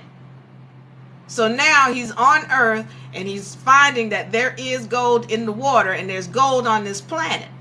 So he phones back to Nibiru. All right. Once again, this is after he just got beat by Anu. He phones back to Nibiru and he calls back. He calls back and he's like, he wants to speak to Anu. Now, I don't know how their phone system works. Okay, I don't know. But all I know is he's like, hey, Anu. Anu's like, Aruba? Yeah, Anu. I'm down here on planet Earth. On planet Earth, man, where you been? Where you just disappeared? We didn't know what happened to you. I'm on Earth like I told you. And I know where the gold is. I know how to find the gold. This is Aruba, whatever his name is, who had been beaten by Anu. And he's phoning back to Nibiru telling them, I'm on planet Earth. I know where the gold is. I know how to get here to planet Earth. And Anu was like, now listen, this is Anu's whole take on it. Aruba calls, yeah, Anu. Aruba? Yeah, where you been? I took the ship. We were wondering what happened to you. And Anu was like this, hey y'all, it's Aruba. He said he down on planet Earth. So Aruba is saying to him, listen, I know where the gold is. If you want it, you gotta come through me. And I want my position back as the king. And Anu was like, Aruba, I beat you fair and square with the kingship. So no, I'm the king now. No, you want to save the planet? I told you I would save the planet. I'm here now. If you want it, then you got to come through me. I want you to promise to give me my position back as king. All right. So Anu was like, look, where are you? You on Earth. How did you get there? And Aruba's like, look, I'm not telling you nothing until you promise to give me the kingship back. And Anu's like, look, listen, this is what we're gonna do. All right. We're gonna discuss this when we get down there. You tell us how you got to Earth, and when we get there, then we're gonna discuss giving you the kingship back. So Aruba was like, no, you can't. No, you're not coming. You just not gonna come down here. I don't trust you. I'm telling you, Aruba was like, look, I found this. And he did. according to the Book of Enki, it was Aruba that found this place. And he was like, I don't trust you, Anu. And so Anu said, listen, this is what I'm going to do. All right. I'm going to send my son. All right. I'm going to send my son, Enki, because Enki is married to your daughter. So you trust him. He married your daughter. So I'm going to send Enki down there. And then Enki is going to come down there with a couple folks. They're going to check it out and see what we got. And then we'll talk about you being the king of Nibiru. Okay, we'll talk about that when they get down there. All right, so you can trust him. And he, he's my son. And then he's married to your daughter. And okay, so we cool. And then he's going to come down there. And then we're going to check it out. So this is when Enki, and you all know, Enki is accredited with creating the human race. Enki comes down to planet Earth and he checks it out. And this is when they talk about how they set up camp in 7 days. This is where you get your 7 days in the Bible. By the way, when you read the Book of Enki, you're going to start to recognize the similarity between the Old Testament and the Bible and the Book of Enki. And if you haven't read the left out books, take the opportunity to read one of my favorites, which is the Book of Jasher, one of my favorite left out books. So you got now Enki has come to planet Earth, and Enki is checking out the different beings on the planet. Now remember, Enki is a scientist, and he is very good at molecular structure and putting things together, putting this being with this being and creating different animals. So when he gets to, and remember at this point also, planet Nibiru is in, or the beings there, the Anunnaki, are really desperate for a solution to their climate issue. They have a climate issue. It's too hot. They can't take it. That's why they keep shooting things up in the air to block the sun. Now, I don't understand, or let me rephrase this. Maybe you don't recognize it right now, but that's what's going on here. When y'all seeing all these streaks in the sky, where they're trying to form clouds to block the sun off, constantly doing that. So I'm talking about the book I'm discussing right now, Book of Enki, which deals with who the Anunnaki were. The Book of Jasher, I told you, is a left out book. Book of Jasher, Jasher. That's not a person's name. Jasher means upright, uprighteousness. Book of Jasher, that's what that means. All right, so you've got the Anunnaki or Enki who's down here, and he's checking out the different beings on the planet. And also because in his mind he's thinking, we got to get this goal, and we don't have a lot of time. They were desperate. So then what happens is, they start they set up camp in 7 days. And I said that about, checking out the Bible, because when you start talking about how God created the heaven and the earth in 7 days and the 7 days of the week, that was that according to the Book of Enki. That was them coming down, and they're setting things up in 7 days. And then they rested. All right. So now this is Aruba, I'm calling him Aruba again, who had gotten to the planet first. And this was his finding. And because he had to tell the Anunnaki, he had to tell Enki how to get to the planet, because he had to go through a lot of things. And I'm going to say this to you. When you read the Book of Enki, the Anunnaki in those stories, they talk about how there's certain things that they don't want to do because it brings back, and I'm going to call it karma. They didn't use the term karma, but one of the things, for example, that Aruba was doing when he was going from Nibiru to planet Earth is he had to use one of those nuclear weapons to shoot off the asteroids to keep them from hitting his ship when he was flying through. And Inky talks about, you know, Anu was saying, you used one of the nuclear weapons. Oh my goodness, you're gonna have all kind of karma coming back on us. So we got to find a way so that when we come down there, we're not having to shoot off nuclear weapons, because when we do that, that brings back a lot of negative energy on us.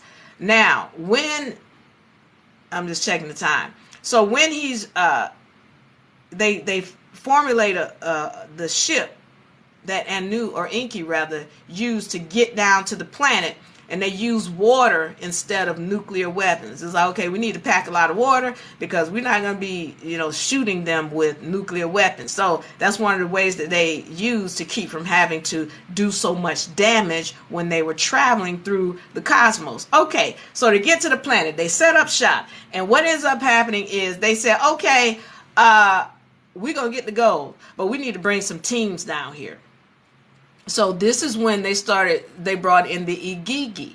So the Igigi were like second class citizens, almost slaves to the Anunnaki. And they never described the Igigi. And they kind of described the Anunnaki, but they really weren't doing, they didn't really, the book of Inky doesn't really describe what they looked like or who they were, but they were second class citizens. So what they did was they wanted to, they needed the Igigi because the Igigi were like their slaves. All right, so they were kind of second class citizens. They didn't call them slaves, but that's kind of what they were. They worked them very hard. So when they got to the planet, one of the issues was it was too hot. If the Nibiru was close to the planet, close to the sun rather, Earth was even worse for them. It was very hot, and they complained about the conditions, and they had the Igigi working, and the Igigi started to revolt. And it was like, remember, they are in a very desperate state. So the Igigi were at the point where they were like, look, we're not doing this work no more. And here you got Inky. Now, I need to go back. Before I get into that. Because before they brought the Igigi down, and they brought all these other people down, because at this point it was like, okay, this Earth, planet Earth, this thing is serious. We need to do some work up in here. But Aruba was there. He was like, hey, hold up. First of all, I founded this place. This is my place. I found this place. All right, so I need some respect up in here first. And second, I am the king. I need to be reinstated as the king of Nibiru. Before nobody else needs to come down here until I get reinstated. So Anu was like, look, I'm coming down there. Okay, let's come. I'm gonna come down there. I want to check it out. So Anu comes down. This is before the Igigi got there and all that. Anu comes down, and Aruba was like, okay, so now you see the place. This is what I found. I found this place. And Aruba was like, so now at any rate, before anything else takes place on this planet, I need to be reinstated on Nibiru. And Anu was like, okay, look, this is what we're going to do. We're going to just fight for it again. If you win, then good. If you don't win, then you don't get it back. So they fight. And Anu kicks his butt again. Anu kicks Aruba's butt. But this time Anu was... Now why? I'm going to tell you something. According to the book of Inky, they were fighting naked. They were fighting naked. I mean, maybe that's what they did. Maybe they didn't have clothing back then. Okay. So they were fighting naked. But Anu was standing over Aruba in victory, like, yeah, I won. And then some kind of way, Aruba bit Anu's penis off and swallowed it. That's what the book of Inky says happened with this fight. He bit his penis off and swallowed it. And of course this, Anu was hurt, and now it was deemed that Aruba needed to be put to death. So, but now let's remember, Aruba was actually a warrior, and Anu's son Enki was there, and you know, a lot of people. Aruba had some followers still, even though he wasn't king anymore. He still had people who loved him and followed him. And the whole thought was, listen, you know, we're gonna just leave him on planet Mars. It's like, okay, look, this is what we're gonna do, because he needs to be put. He's gonna die. Actually, he was gonna die anyway. It's said that he's gonna die because he swallowed the penis, and that's going to, for whatever reason, kill him. So they was like, well, since he's going to die anyway, what we're going to do, instead of just killing him here, we're going to take him up to Mars, and we're going to put him on Mars and just leave him there. That's what the story says happened. All right. So they was like, okay, look, we got to go back to Nibiru. We got to bring some people back down here anyway. So on the way back, we're going to leave him on Mars. And then we're going to set back off to Nibiru. All right. I'm telling you the story. Read the story. It's a great story. I love it. So they leave him on Mars, and they leave another guy there with him, because he was like, look, I fought alongside this guy in many wars and many battles. Leave me here with Aruba on Mars, and then when y'all come back down here, coming back to Earth, just pick me up. All right. So they leave those two there, and he stays with Aruba until Aruba dies. And the other team goes off to Nibiru to pick up some folks who they were picking up. Ninmah, the sister, and Enlil, the brother. So Enki was still on planet Earth. Anu was going back to Nibiru, and who was gonna come back was Ninmah, the sister, and Enlil, the younger brother to Enki. This is Anu. These two are Anu's children. And so, when they get back to Mars, the guy who was there with Aruba had died. But Ninmah brought him back to life, because she had knowledge of how to resuscitate. And, you know, again, these beings have high knowledge concerning the molecular structure of the vessel and how to bring things back to life. So Ninmah ends up bringing him back to life. And then also they brought back with them the Igigi, and they would get ready to get to work, all right, on this planet Earth, and you know, getting the gold and all of that, what have you. So now let me fast forward to what happened with the Igigi.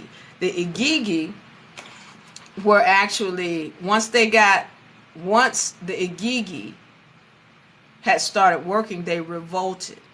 And then here you have Enki, who was like, look, I've been looking at these beings on this planet, and I got this idea. This is what he said to Enki, to Enlil. So remember, we got Enki, which is the one who came to the planet first after Aruba, and then you got Enlil, the younger brother, and you got Ninmah. Now Enlil, real quick, Enlil was the one in charge. Why was he put in charge? All right, even though Enki was the oldest, he was put in charge because his mother, even though he was the youngest, and y'all will find this, I think Hagar, this whole story went down with Hagar, where because he was born, Enki came from one of the concubine of Anu, whereas Enlil came from the wife of Anu. And I think this happened with Hagar, a story in the Bible with Hagar as well. But yeah, so because Enki, or Enlil, even though he was the younger son, he was the one who was put in charge of the goings on planet Earth, whereas Enki was the scientist. Now Enki says to Enlil, look, the Igigi are revolting, but I got this idea. I see these other beings on this planet. I can put some of our DNA with their DNA, and then we can teach them how to use these tools, and then we can get them to mine the gold for us so we don't have to do the work.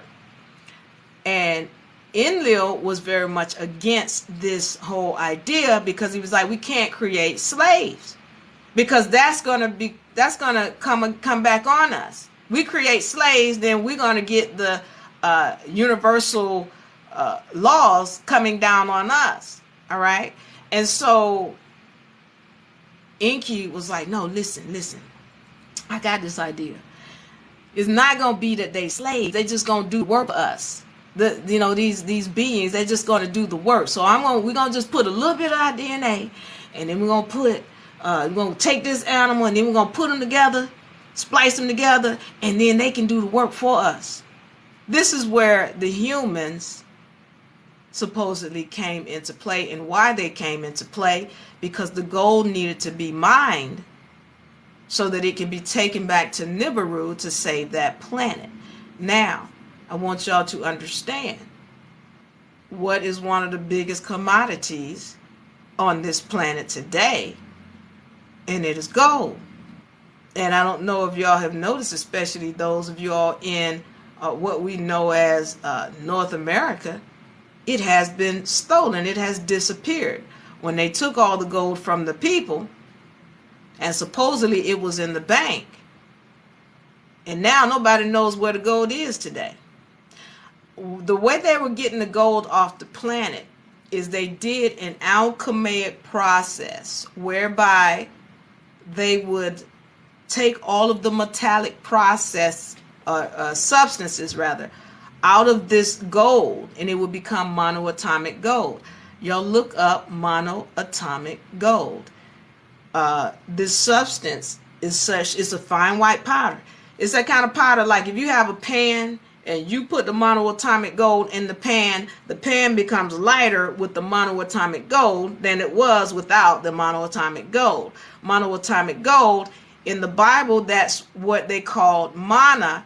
That's what Moses was feeding to the Israelites when they made that golden calf. He melted it down into an alchemic process whereby you remove all of the metallic principles. And when you eat this monoatomic gold, it has the ability to restructure your cells, your DNA.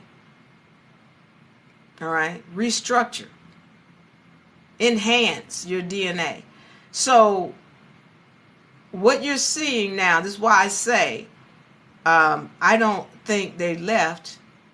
And when if they did what the Book of Enki is saying they did, what the older left out books are saying that they did, and put DNA in these vessels, then they can't leave, even if they wanted to, because they are forever within us. All right, that's another story dealing with molecular structure and understanding the whole deal that goes on with molecular structure. But they can't just leave. If they put DNA in these vessels, then we are them and they are us. And the other thing is, there's some hiding going on.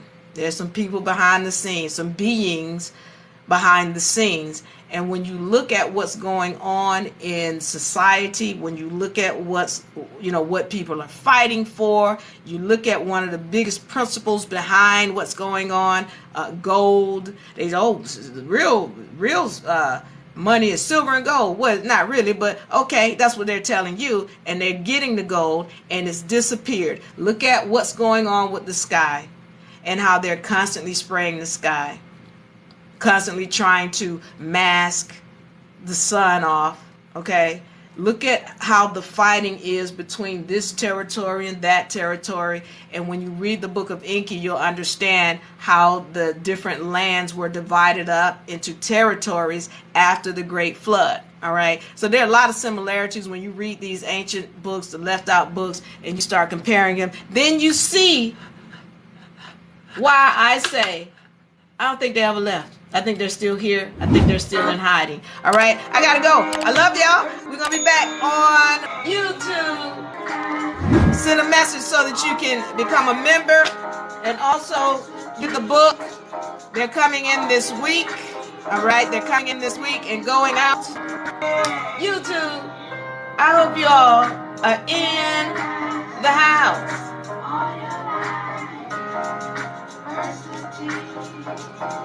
So I'm ready to move in. I'm ready to move on. University for me. UNA. Welcome to your paradise. your life. UNA University, manifesting all your dreams. With paradise, your land is home. Writing contracts on your own. Protect your loved ones every day. Knowledge goes a long, long way. UNA University for me.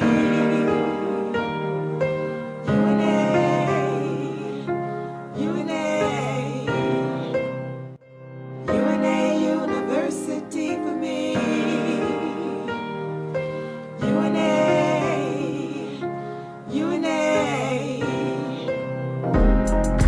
Paradise all your life. University all your dreams. Land is home on your own. Every day, long, long way. UNA University for me.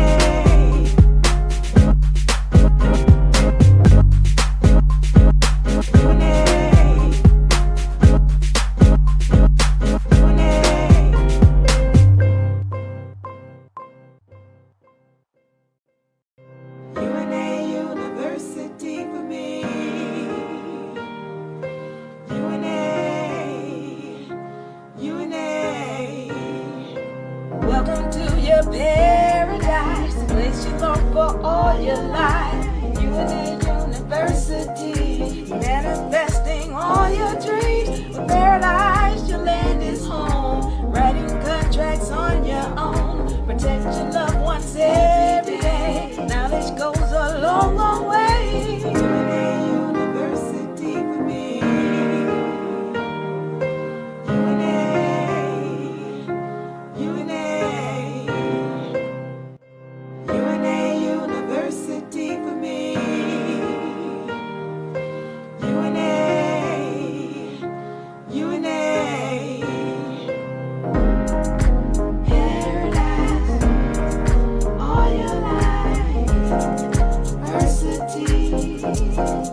All your dreams, land is home on your own. Every day, long, long way. UNA University for me.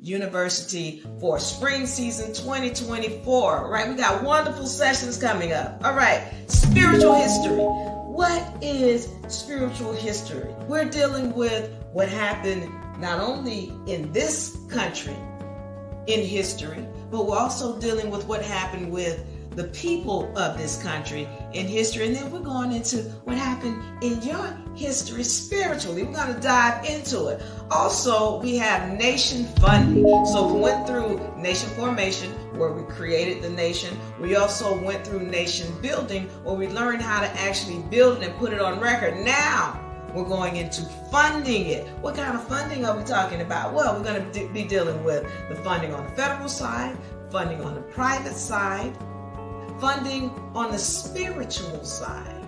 All right? So we're getting into it, and we're going to make sure that you have all of the finances you need in order to grow your nation. Now, we're starting on April 15, 2024. What is UNA University about? What is UNA Republic all about? We're here to help you free yourself spiritually, financially, mentally, legally. We're helping you to gain your freedom. All right. So if you want to be a part of the UNA University, I want you to join us April 15, 2024. Find the link in the bio so that you can get enrolled. Find us at unauniversity.com. unauniversity.com. Let's get you enrolled. Let's have that free consultation so that we can get you into the university. You can start learning about gaining your freedom. All right. We want you to start learning about funding your nation. All of this we're going to have and more in the UNA University. All right, so if you want to be a part of the UNA University, I want you to join us April 15, 2024. Find the link in the bio so that you can get enrolled. Find us at unauniversity.com. I'm yours truly, Diva Lyri, representing for the UNA University and UNA Republic. Halo. Halo YouTube. Welcome everybody. Welcome everybody. Welcome. UNA. Yeah. Welcome. Welcome people. Welcome and welcome as I let people come into the house. I want to go back into the Anunnaki history. All right, the Anunnaki history. I want to go back into that. As we left off last time we were in. Okay, in the last session we had, we left off with the Anunnaki, and I want to get back on it.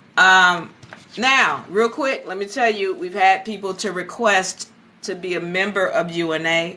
Once again, if you're wanting to be a member of UNA, send a message to the bio. My people on YouTube, go to unauniversity.com and find the link so that you can leave a message and let us know that you want to be a member. Now, this means that this is an agreement between you, who is a Sauron, and UNA. This is not about you coming and standing under UNA and all, from what I've read. So they were not, they had been fighting a lot. And so what happened was, there was this battle, and this guy, because they were upset about the atmosphere and the people were dying off and everything was in the uproar and everything was terrible. And the king wasn't doing what he was supposed to do. So this one particular person, he ruled for a while, and he had this idea. His idea was to shoot some nuclear, whatever it is, up into the atmosphere to try to block out the sun. Now, what I'm saying this stuff, and I'm hoping y'all seeing the similarities between what was going on this planet to what's going on that planet, rather, Nibiru, to what's going on here. So he's shooting up this his idea, this guy who had killed the king, and I'm calling him Aruba at this time. He shot up, his idea was to shoot up some nuclear whatever into the atmosphere to block off the sun. Well, that didn't work. And so now there was another fight. And then people started questioning him, like, who's this guy that killed the king? He's not even the king. And then why are we listening to him? Because what he's doing is not working. As a matter of fact, he's making everything worse. And so then this is when Anu stepped up. Anu was the nephew to the king that died. And Anu stepped up and said, well, you know what? I should be king because I have proof that I am the true bloodline of the original king. All right. And so then I talked to you all about how he became the apprentice. So they made this deal because the guy, I'm calling him Aruba, he says, all right, listen, you can be my apprentice. All right. So Anu served as his apprentice for a while. But then after that, Anu said, okay, no, that's it. I'm taking over. I'm taking over. And he was like, no, we shouldn't. No, I should stay as the king. And then Anu, and y'all know who Anu is, the father of Enki, who is the one who is credited with creating the human race. All right, so fast forward. I'm just trying to get you back to where we left off because I want to kind of finish this or give more insight on this story. The reason why these stories that I'm telling you are taken from the book of Enki and some of the left out scriptures, as well as some of the ancient scriptures. All right. Now, you're going to start seeing similarities between what happens in this story and the Bible, because really what I'm seeing is the Bible. A lot of those stories in the Bible are taken from these ancient scriptures or left out scriptures. So they fight, Anu and Aruba, who's the one who killed the king. They have a fight because, it's the same thing like what you saw in Wakanda, where they fight for who's going to be the king. It was that kind of thing. Anu won. Anu beat him down. And then the guy, Aruba, he took off. He got one of the ships. He loaded it up with several atomic nuclear weapons. And then he found his way to Earth because they had been watching the planets. They knew things that we don't know today. All right, we don't get taught astrology. We don't get taught what happened in the past. And when this information is presented to us, it's presented as myth. When it's presented to us about how the planets fought each other, it's presented to us as a myth. But these people know that these are facts, okay? So they knew about Earth, they knew about planet Earth, and there are differences in how the planets are aligned with respect to how they speak about it, okay? We're seeing the planets as a ball, but that's not how they're really set up. I won't go into that today because I don't want to get into this. There's no argument here. I'm just telling you what the scriptures are and what I have read in my research. All right. So these people, these beings, they knew certain things about these different planets that when we hear about them today, it's myth. So they knew that planet Earth had a lot of gold on it. And planet Earth, the gold is what they needed, which is why they came to planet Earth in the first place. Because why? This gold, when they take all of the and I knew I was going to screw up on this word today, but when they take all of the metallic properties out of the gold, then it becomes this very fine white powder. This in the Bible is also known as mufkats, MFKTZ. And this is what Moses fed to the Israelites. If you remember, if you go back and read that story, when he came back off the mountain and the Israelites had this gold calf that they had created, he melted it down. And then he fed it to them. Well, in order to feed it to them, it has to go through a alchemic process. It has to go through an alchemic process in order to remove all of the metallic properties from the gold. Once you do that, you get a very fine white powder, and this powder has a whole bunch of how do you say it?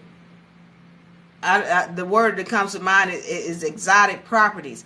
Do y'all remember that movie called Avatar? In the movie, there was this rock called unobtainium. Unobtainium. And what this rock could do is it can make things float. It had all of these properties. Well, these are the same properties as mufkuts. Y'all remember the floating mountains, the Hallelujah Mountains, and how had all this mufkuts. That's why it was able to float. They were able to float. Okay, that's what monoatomic gold does. Monoatomic gold. Mono meaning one, where you remove all of the other properties from it, it becomes monoatomic gold. And this, when he was feeding it to them, it can regenerate your cells. Monoatomic gold can. Monoatomic gold, you could put it in there. Let's say, for example, there's a pan. You put monoatomic gold in a pan. That pan is lighter with the monoatomic gold than it was without the monoatomic gold. So this is a very serious property or product.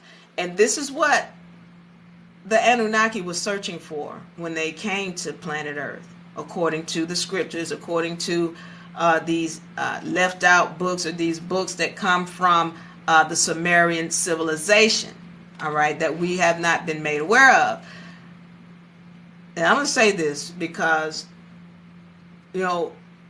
we now know what Mesopotamia was. The Mesopotamia is modern day Iraq.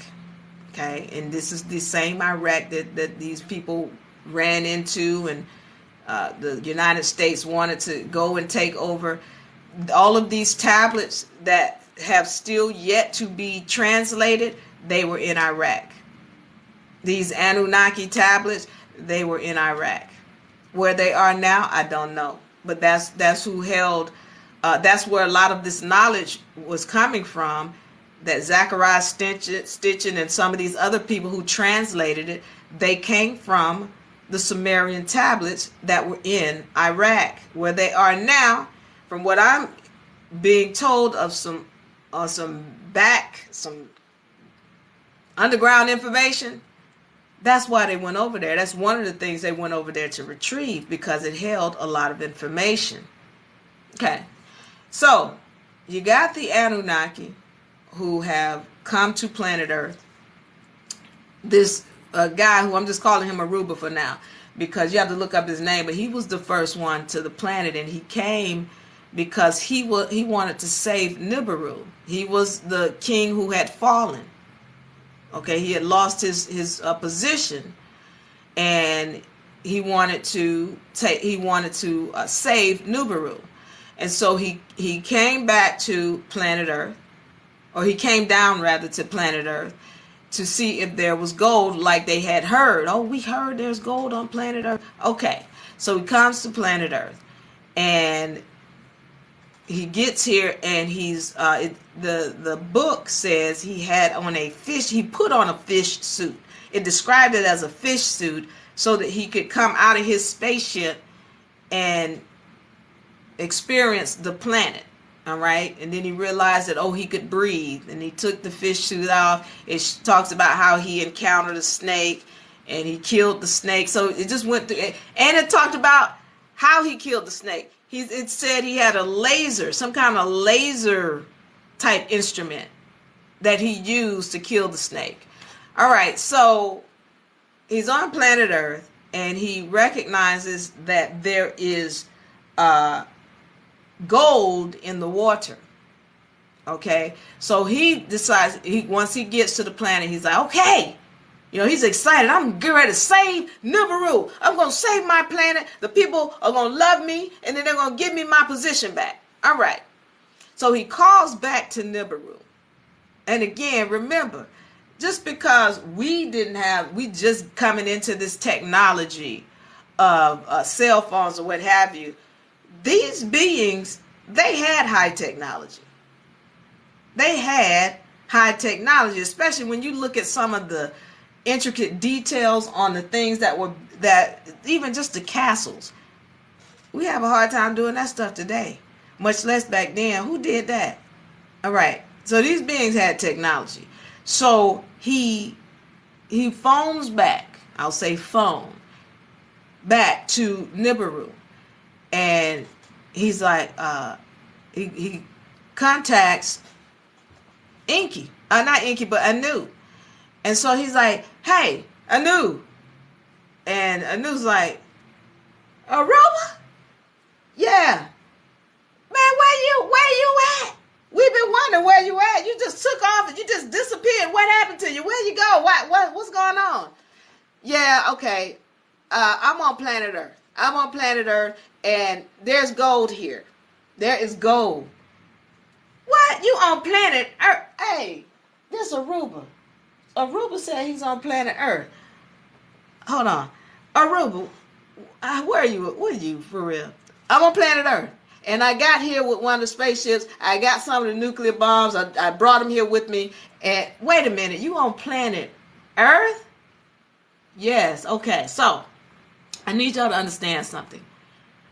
With the gold, I told you when you turn it into monoatomic gold, then it becomes a fine powder that you can use to do other things. One of the things that they were doing on Nibiru is shooting it up into the air once again to block the clouds. All right, they were trying to block off the clouds because it was too hot.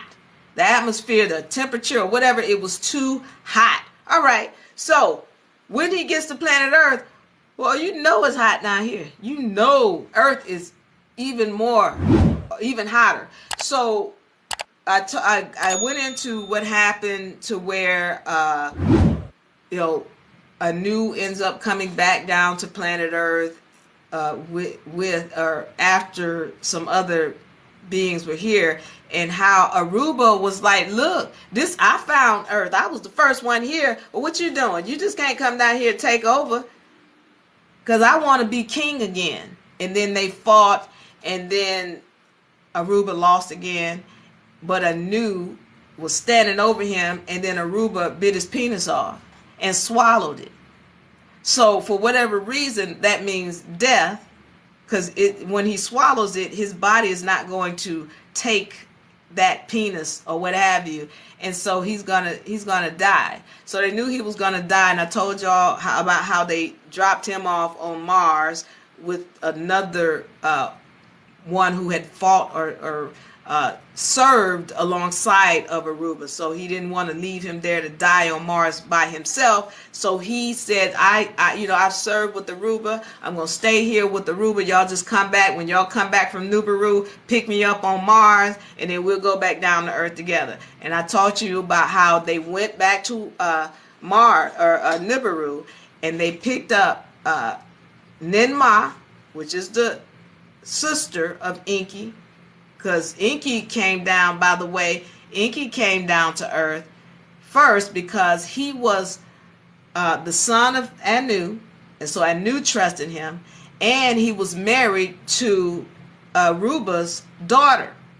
So they decided, okay, Inky can be an intermediate for both of us. He's trusted by both of us. I trust him because he's my son, and you trust him because he's married to your daughter. So we're going to send him down there and then let him seek out what's going on and check it out. And then we're going to determine what's going to happen with you as far as being the king.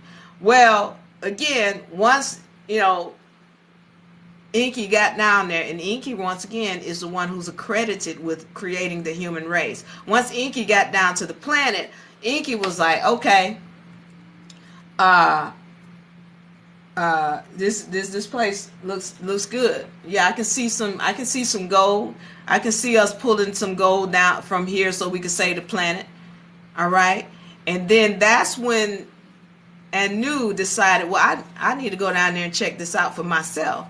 And so Anu came down, and this is when they fought, and Anu got his penis bitten off by Aruba.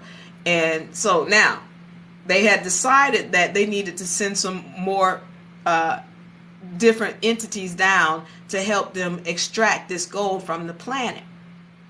And in doing so, they sent back Ninmah, which is the sister of Enki, and they sent back Enlil, which is the younger brother. And I talked to you why he was put in charge. He comes from the Anu's wife.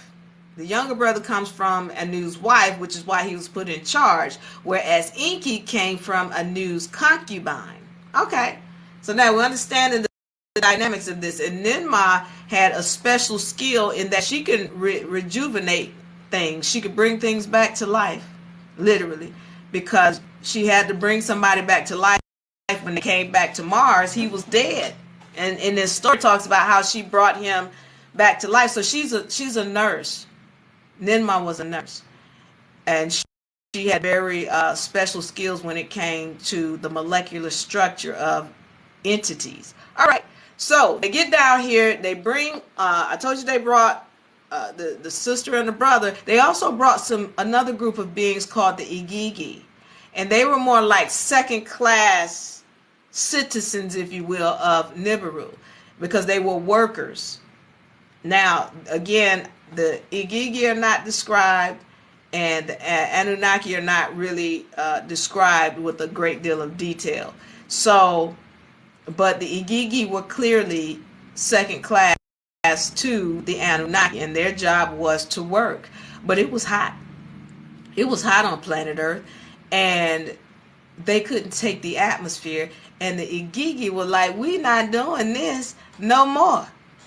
And they started to revolt against the Anunnaki. All right. They needed this gold, or they felt a serious need for this gold for their planet. And they were willing to do certain things to get this gold. So Enki, recognizing, okay, we got to save the planet. That was their whole deal. We got to save the planet. Recognizing that, he tells his brother Enlil, he says, "Enlil, I got an idea. All right, check this out.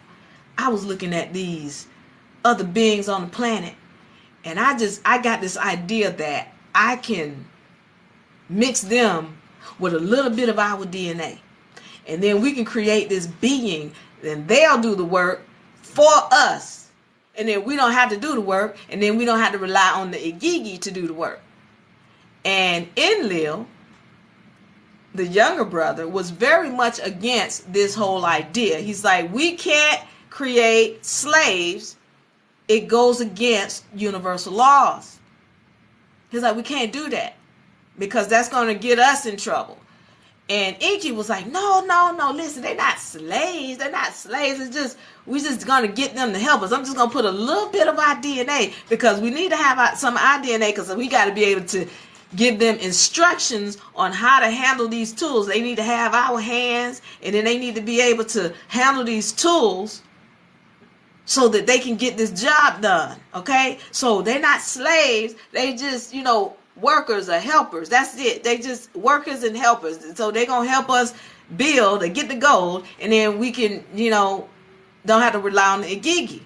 And Enlil was very much against this whole idea. He's like, "We're going to get in trouble, and there's going to be a problem." And Enki was assuring him, "No, I'm telling you, it's going to work, because we don't have that much time." So what they did was they called back to Nibiru, and they talked to Anu. And they said, Enki says, "Dad, look, I got this idea that I can create these beings to do the work for us." And Enlil was like, "That's not a good idea, Dad. I'm telling you, this is going to backfire on us. That's against the universal laws. If you do that, we're creating a slave, and then we're going to be enslaved." And Enki was like, "I'm telling you, Dad, we can get this done." And so it was up to Anu. Anu says to Enki, "You sure? You sure you can get this done?" And Enki told Anu, "Yes, Dad, I got this. I can make a being, and we're gonna be able to get this gold out of here so we can save the planet." So Anu said, "Well, go ahead, create the humans, or create the beings." They didn't call them humans, but he's like, "Create the beings." And so this is when Enki set out to create the humans. And so they talk about all of these experiments in the translation of the Sumerian text. They talk about how they, some of these beings, they had the heart outside the chest and all these other, defects that it had. They were not having success because what they kept trying to do is they took what they call a seed, and I suggest it was a sperm from one of the Igigi, and they kept trying to plant it into the one of the beings on the planet. And like they described some of them, they were too furry. They were like, oh, the skin is it's got too much fur on it, and it's not intelligent enough, or is the bowels are not working. The heart is on the outside of the chest. It was all these different experiments. And then they brought in Ninmah, the sister, Ninmah. And they brought her in because they needed a woman's touch. They recognized, okay, we need somebody feminine in here because we're not doing this right. Something we're not doing. So they bring her in, and she starts to establish that, hey, whatever being we create, it needs to be made of the elements of the planet so that it can take the atmosphere of the planet. All right. So they create a concoction with all of the elements of the planet. And then they drop an Igigi seed in it. And then they plant it into one of the beings on the planet. And then they still did not get the results. They said they got closer, but they're saying these beings couldn't speak, saying that this is where your Neanderthals come from, your so-called Bigfoot. That's what they were splicing DNA. That's what their whole, one of their main abilities is to splice the DNA. They've been doing it. So when they were trying to do this splicing and they trying to plant this, and they were coming close when they got Ninmah, but it just wasn't quite what they felt they needed. So then Ninmah comes up with this idea, and she says, listen, this is what we need to do. We're going to have to plant this seed. This concoction that we create is got to be planted it's got to be planted in one of us. And Enki said, wait a minute. What Anunnaki woman is going to carry this being, this beast? What Anunnaki being is going to carry this beast? And Ninmah said, I'll do it. It's my idea. I'll carry it. And so she did. For 9 months, she carried the first being. And they made it specifically male. Very much like whenever you see these stories about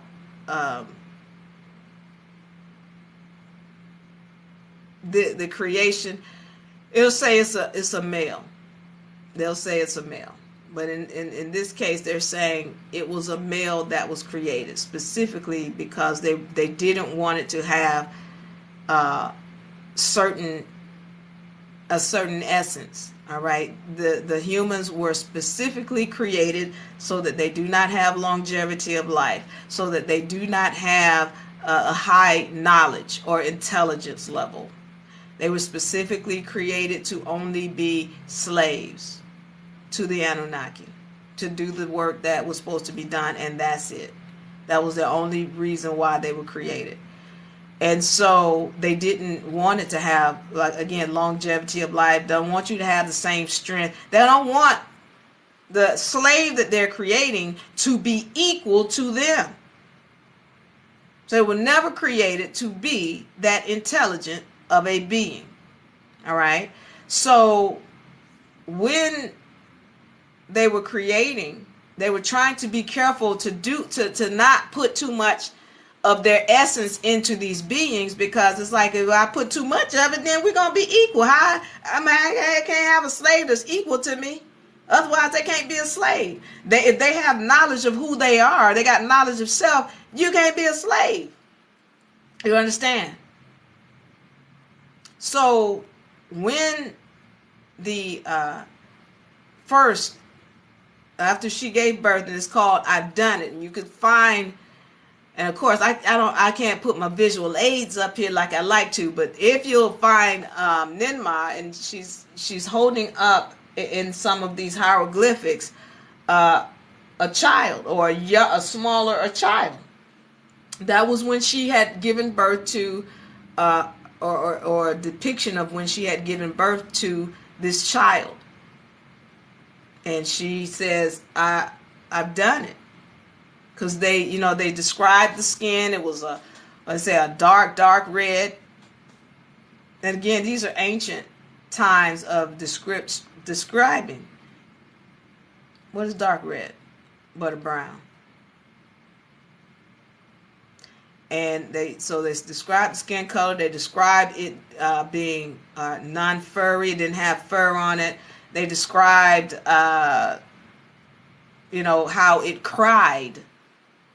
And it was, it's got intelligence. It can speak, because the other beings couldn't speak. They described how, okay, this is what we're looking for. We're trying to create. It's got fingers. It's got hands. It can handle the tools. It's got intelligence. We can give it instructions. So once they created this being, it was like, oh, okay, we got one. We need 7 more. So they got 7 more Anunnaki women to come forth and carry these beings, and they were specifically making them male, because they were not supposed to reproduce. They just originally was just like, we just need some slaves so we can get the gold. But after they had the next 7, first of all, before that, they put Adam into what we call, it's known as Eden.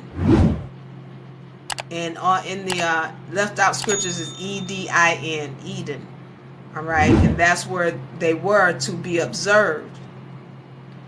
And then after those 7 were born, they were like, well, we can't keep burdening our Anunnaki women to have more slaves. We can't do that. So we need to create some female humans so that they can be the ones burdened with giving birth to these slaves that are supposed to be born. I need y'all to understand this. They said, we can't be burdening our Anunnaki women with creating these slaves. We need to have some human females so they can be burdened with giving birth to these slaves. What you need to recognize is the story of Lilith. You need to recognize the story of Lilith, because Lilith was one of those females that were given birth to, and they gave Lilith too much knowledge of self. Now everybody, when you hear the story about Lilith, they're calling her a demon. They're calling her a whatever they call it. They're saying a lot of negative things about her, that she was evil.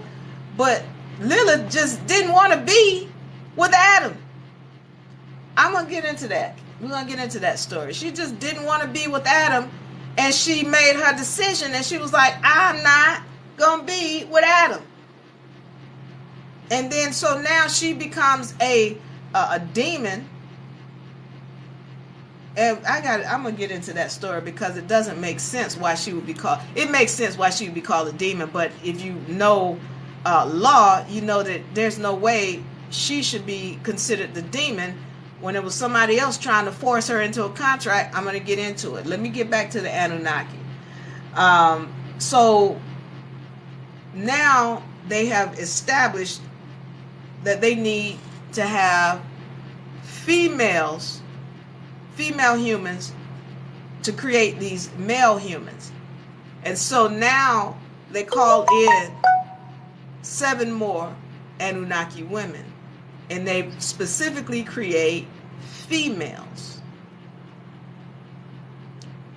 Now, when they create these females, they're supposed to be mating with these males to create more slaves. But as they kept them in the Garden of Eden, they were to watch over them. By the way, Eden is said to have taken place in what we know of as South America, or Aruba, modern day Aruba. That's where Eden supposedly was. Whereas Mesopotamia and Iraq, modern day Iraq, that was Enki's headquarters. Enki's headquarters is modern day Iraq. Whereas Enlil's, the younger brother, his was in Aruba. But Enki's job was to get them to Aruba, and that's where they would sit. You know, they had to be in this Eden so that they could be watched. And they talk about the watchers in the Bible. So they're supposed to be there, and they're being watched constantly. Like, okay, what they doing? This the humans. Y'all got to understand, this was a big project for the Anunnaki and Nibiru, because they were being created so they could save Nibiru. That was the only purpose why they were being created. We need to save Nibiru, so that's why they created these humans. And so this was a big project. So when they put them in Eden, they were watching them, kind of like, you know, you put some bacteria in a Peachtree dish, and you like, okay, what they doing down there? What they doing? Okay, that's what was going on. So they got Adam and Eve over here in the garden, and they're watching them. What are they doing? Well, they're having sex. They're wanting to mate them with each other. They're having sex, but they recognize, well, they've been having sex for a long time now. They're not procreating. What's going on? Why? I saw them sexing each other. Did you see them? They was having sex. But they still haven't procreated. What's the problem? Well, there was an issue with the vessels. Why? Because they're hybrid. Hybrid vessels are not supposed to procreate.